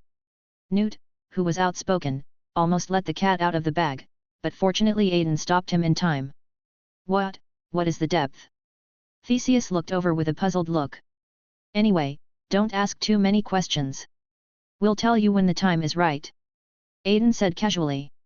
Then he sent Newt away with Theseus. Aiden came downstairs and saw Aberforth communicating with someone through the mirror. It looks like you've contacted him. Aiden raised an eyebrow. What are you going to do? Nothing. Aberforth's hand tightened around the cup. You said it, don't regret it. Aiden pulled out the door and operated away. Aberforth in the room stared at the mirror quietly amid the noise of other wizards. Midland, 5th Avenue, New York, outside a small bakery. I thought the reinforcements Dumbledore sent would. Lily Hicks was looking Aiden over. More mature, but never mind, at least he's a helper. Well, I know you're plotting against Jacob right now, but I can't show up because he recognizes my face. Aiden spread his hands. Oh, and your illegitimacy. By the way, why aren't you studying at Hogwarts at your age? Lolly Hicks, the charms professor at Hogwarts, looked at Aiden seriously. I'm French and I go to school at Beaux Batons. Bonjour. Aiden smiled. Then his face was pinched by Lolly. Don't think I don't know Pruitt's name. Lolly changed from pinching to rubbing, and then let go of Aiden. She walked towards the street corner while sorting her books. Since you can't appear on camera, just hide. Professor Lolly waved her hand. As you wish. The audience cleverly hid in the blind spot of consciousness. Cool, Lolly exclaimed. Then, she used her superb acting skills to trick Jacob out of the store and invited him to travel to Germany with her. No. Jacob raised the frying pan and pointed at Lala. Please, at least let me finish what I'm saying. Lolly chased after him. I said I want to quit, don't bother me anymore. Jacob pushed the door open and locked it tightly. My therapist told me wizards don't exist. What a waste. Money. Jacob yelled the last word as if he was frightened. You know I'm a witch. Lolly grabbed a dessert from Jacob's shop. I want some too, Jacob. A dragon leaned against his side. Oh, you go get it yourself. Aiden. Jacob was frightened for the second time. Aiden didn't reply, but skillfully took a few paper bags from his shop and packed the bread. You guys know what happened to me in the wizarding world, so please, just get out of my life. Jacob opened the door and pointed outside. The dragon on the side was surprised to find that he seemed to have no US dollars. He took out a few gold galleons from his pocket, wiped off the magic on them, melted them into gold bars and handed them to Jacob. Forget it, this is my treat for you, let's go. Jacob wanted to return the gold bars. But you're not willing to give up, are you, Jacob? Aiden refused to accept it. What are you unwilling to accept? Jacob was still playing dumb. Queenie Goldstein.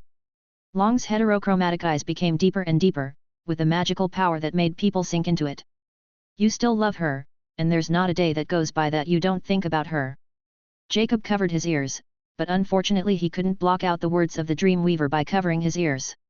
Chapter 329, Trip to Berlin. See, you can't fool your heart.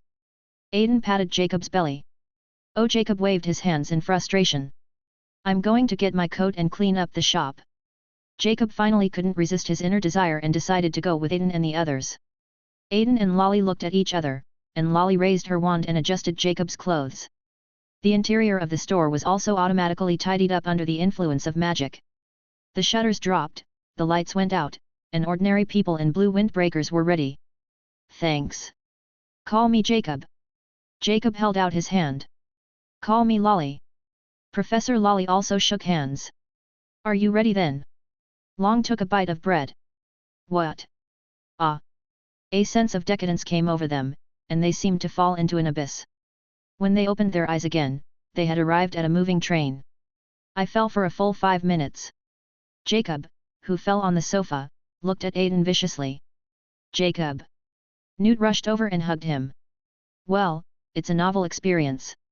Professor Lolly beside him also fell down. Oh, Mr. Scamander. Professor Hicks. Finally we met. The two greeted each other skillfully like old friends. Theseus, what's the current situation at the Ministry of Magic, Lou or Santos? Aiden pulled Newt to introduce everyone to Lolly, and then found a place to sit down and chat with Theseus. The correct statement is that they don't intend to take sides, and the last incident with Grindelwald frightened them. However, everyone privately believes that Santos has a better chance of winning. Theseus shook the newspaper and saw that Newt didn't introduce himself, so he deliberately coughed twice. Oh, by the way, this is my brother Theseus, he works at the Ministry of Magic. Newt pointed at Theseus. In fact, I am the head of the Auror office at the British Ministry of Magic. Theseus pointed to himself. Aha, looks like I need to make sure my wand registration information is up to date. Lolly lowered her head. Newt walked to the corner and glanced at Bunty, who showed an understanding expression and walked over as well. I'm sure you're all wondering why everyone is here, Newt began. Dumbledore understood that, so he asked us to deliver a message. Newt waved his hand. Let me do it. You're still a little unclear about the prophecy. Aiden took over Newt's words. He exhaled a puff of smoke, and a picture of Jacob falling appeared on it. Wait, what? Jacob stared at the smoke and slipped and fell to the ground. Do you understand? This is the prophecy. Aiden hooked his finger and Jacob sat up again. You mean to say that prophecy is a kind of magic that uses our own attention to bend ourselves toward a certain outcome? As a professor of charms, Lolly immediately understood what Aiden meant. So, Grindelwald has the ability to predict the future. He can very well guide us to let things develop according to his arrangements. Aiden nodded to Lolly. Wait, how are we going to confuse someone who can see the future, or someone who can arrange the future? Jacob placed the pan on the counter. Don't be confused, just use arrangements to fight against arrangements. Aiden smiled. Counter vision, use of comma began. Or arrange many plans at the same time. Lolly nodded. Newt pulled a wand from his pocket. Dumbledore asked me to give this to you. Jacob looked at the wand at a loss. Is this true? Yes, it's made of snake wood, and the core of the wand is Aiden's hair. He said it can be used to cast spells, but Dumbledore and I haven't tried it. Jacob took the snaky wood wand. Want to try? Aiden raised his eyebrows. How? Jacob didn't want to take his eyes off the wand.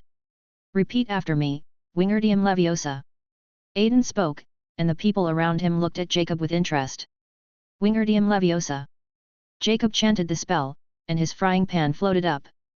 Wow, it's flying, did you see it? Jacob showed off like a child. Merlin, you can actually let muggles cast spells. Lolly looked at Aiden in disbelief. No, he just used my magic. It will take time to truly make them wizards. Aiden said meaningfully. That's quite remarkable. Newt patted Jacob on the shoulder. Oh, by the way, this is for you, Theseus. Newt reached into his pocket. Teddy, please let go. Newt clutched at the contents of his pocket. With a snap, he pulled a tie out of his pocket. Oh, that makes sense. Theseus looked at the gold badge on his tie. And, Larry, how's your book? Newt pointed to the book in her hand. Like I said, a good book can take you around the world. Can I ask who made this thing? Lolly shook the book in her hand. Right next to you. Newt pointed with his head towards the dragon teasing the Niffler. Long turned around and gave Lolly a bright smile. Karma. Newt opened his palm. I already have everything I want. Yusuf Kama waved his hand. So, this is the team we have to take on the most dangerous wizard of this century. Theseus put one hand on his waist and waved with the other. A magi-zoologist and his assistant, a professor, a pure-blood family member, and a muggle pastry chef with a wand. There is still a child who has not graduated. Hey, don't we still have you? At least your wand is much more useful than mine. Jacob poured himself a glass of wine. After drinking it all in one gulp, he couldn't help laughing, and the others in the car also laughed out loud. The train pulled into Berlin station, spewing black smoke. There were ordinary people around carrying their luggage, and countless wizards were secretly preparing for the arrival of the few people. Karma. Theseus called out to him before the car door opened. Be careful. Yusuf Kama nodded and walked out. Bunty walked up behind Newt and grabbed the box containing the Kirin from his hands. Remember what Dumbledore and Aiden said, no one can know everything. Bunty looked at Newt seriously, then disappeared into the crowd with the box. Walking out of the station, several people walked towards a closed wall. Wait, isn't the road ahead gone? Hey Newt. Jacob, who was confused by the confusion spell, watched several people disappear in front of him. Follow me. Aiden pushed Jacob towards the wall in front of him. Hey hey hey. Jacob waved his hands, and when he was about to hit the wall, he was not greeted by pain. Instead, they moved around very naturally, and finally, the group arrived at the German Ministry of Magic. Chapter 330. Theseus is captured and Dumbledore arrives. I suppose we are here for a reason? Asked Theseus. Maybe next, we need to have a tea party. Newt joked over his shoulder. Wizards kept raising their wands and launching red fireworks into the sky. Kraut, slightly fanatical. The restlessness of the collective subconscious ocean made Aiden feel a little uncomfortable. But if the storm cools down at this moment, the violent conflict will lead to even more terrifying prophecies. Theseus was in front greeting the people from the German Ministry of Magic. Aiden pulled Lolly and Jacob into the blind spot of consciousness. Theseus was about to turn around, but there was no one behind him. Theseus, realizing that something was wrong, immediately tried to make amends. Won't it be a disruption to order if they gather here? Helmet glanced at Theseus and curled his lips. Anyway, there is a soundproofing spell inside, so it won't have any effect at all. Thank you for your hard work. Theseus put on his hat and walked in. Inside the hall, the magnificent decorations and the crowd entangled around their own interests seemed a little asymmetrical. So what is the purpose of our coming here? Theseus whispered into Newt's ear. Need to get a message to them, Newt replied. Theseus followed his gaze and looked into the distance, where a middle-aged man in a black windbreaker walked in. From the people around who greeted him, we learned that he seemed to be the chief wizard of the International Wizarding Association Vogel. Newt pushed his way through the crowd to get to his side before he stepped onto the stage. Mr. Vogel. Hearing the shout, Vogel turned around and saw Newt smiling. Merlin's beard, isn't this Mr. Scamander? He smiled and dismissed the people around him. Mr. Vogel, I have a message from an old friend. It's very urgent. Newt leaned in close to his ear and continued.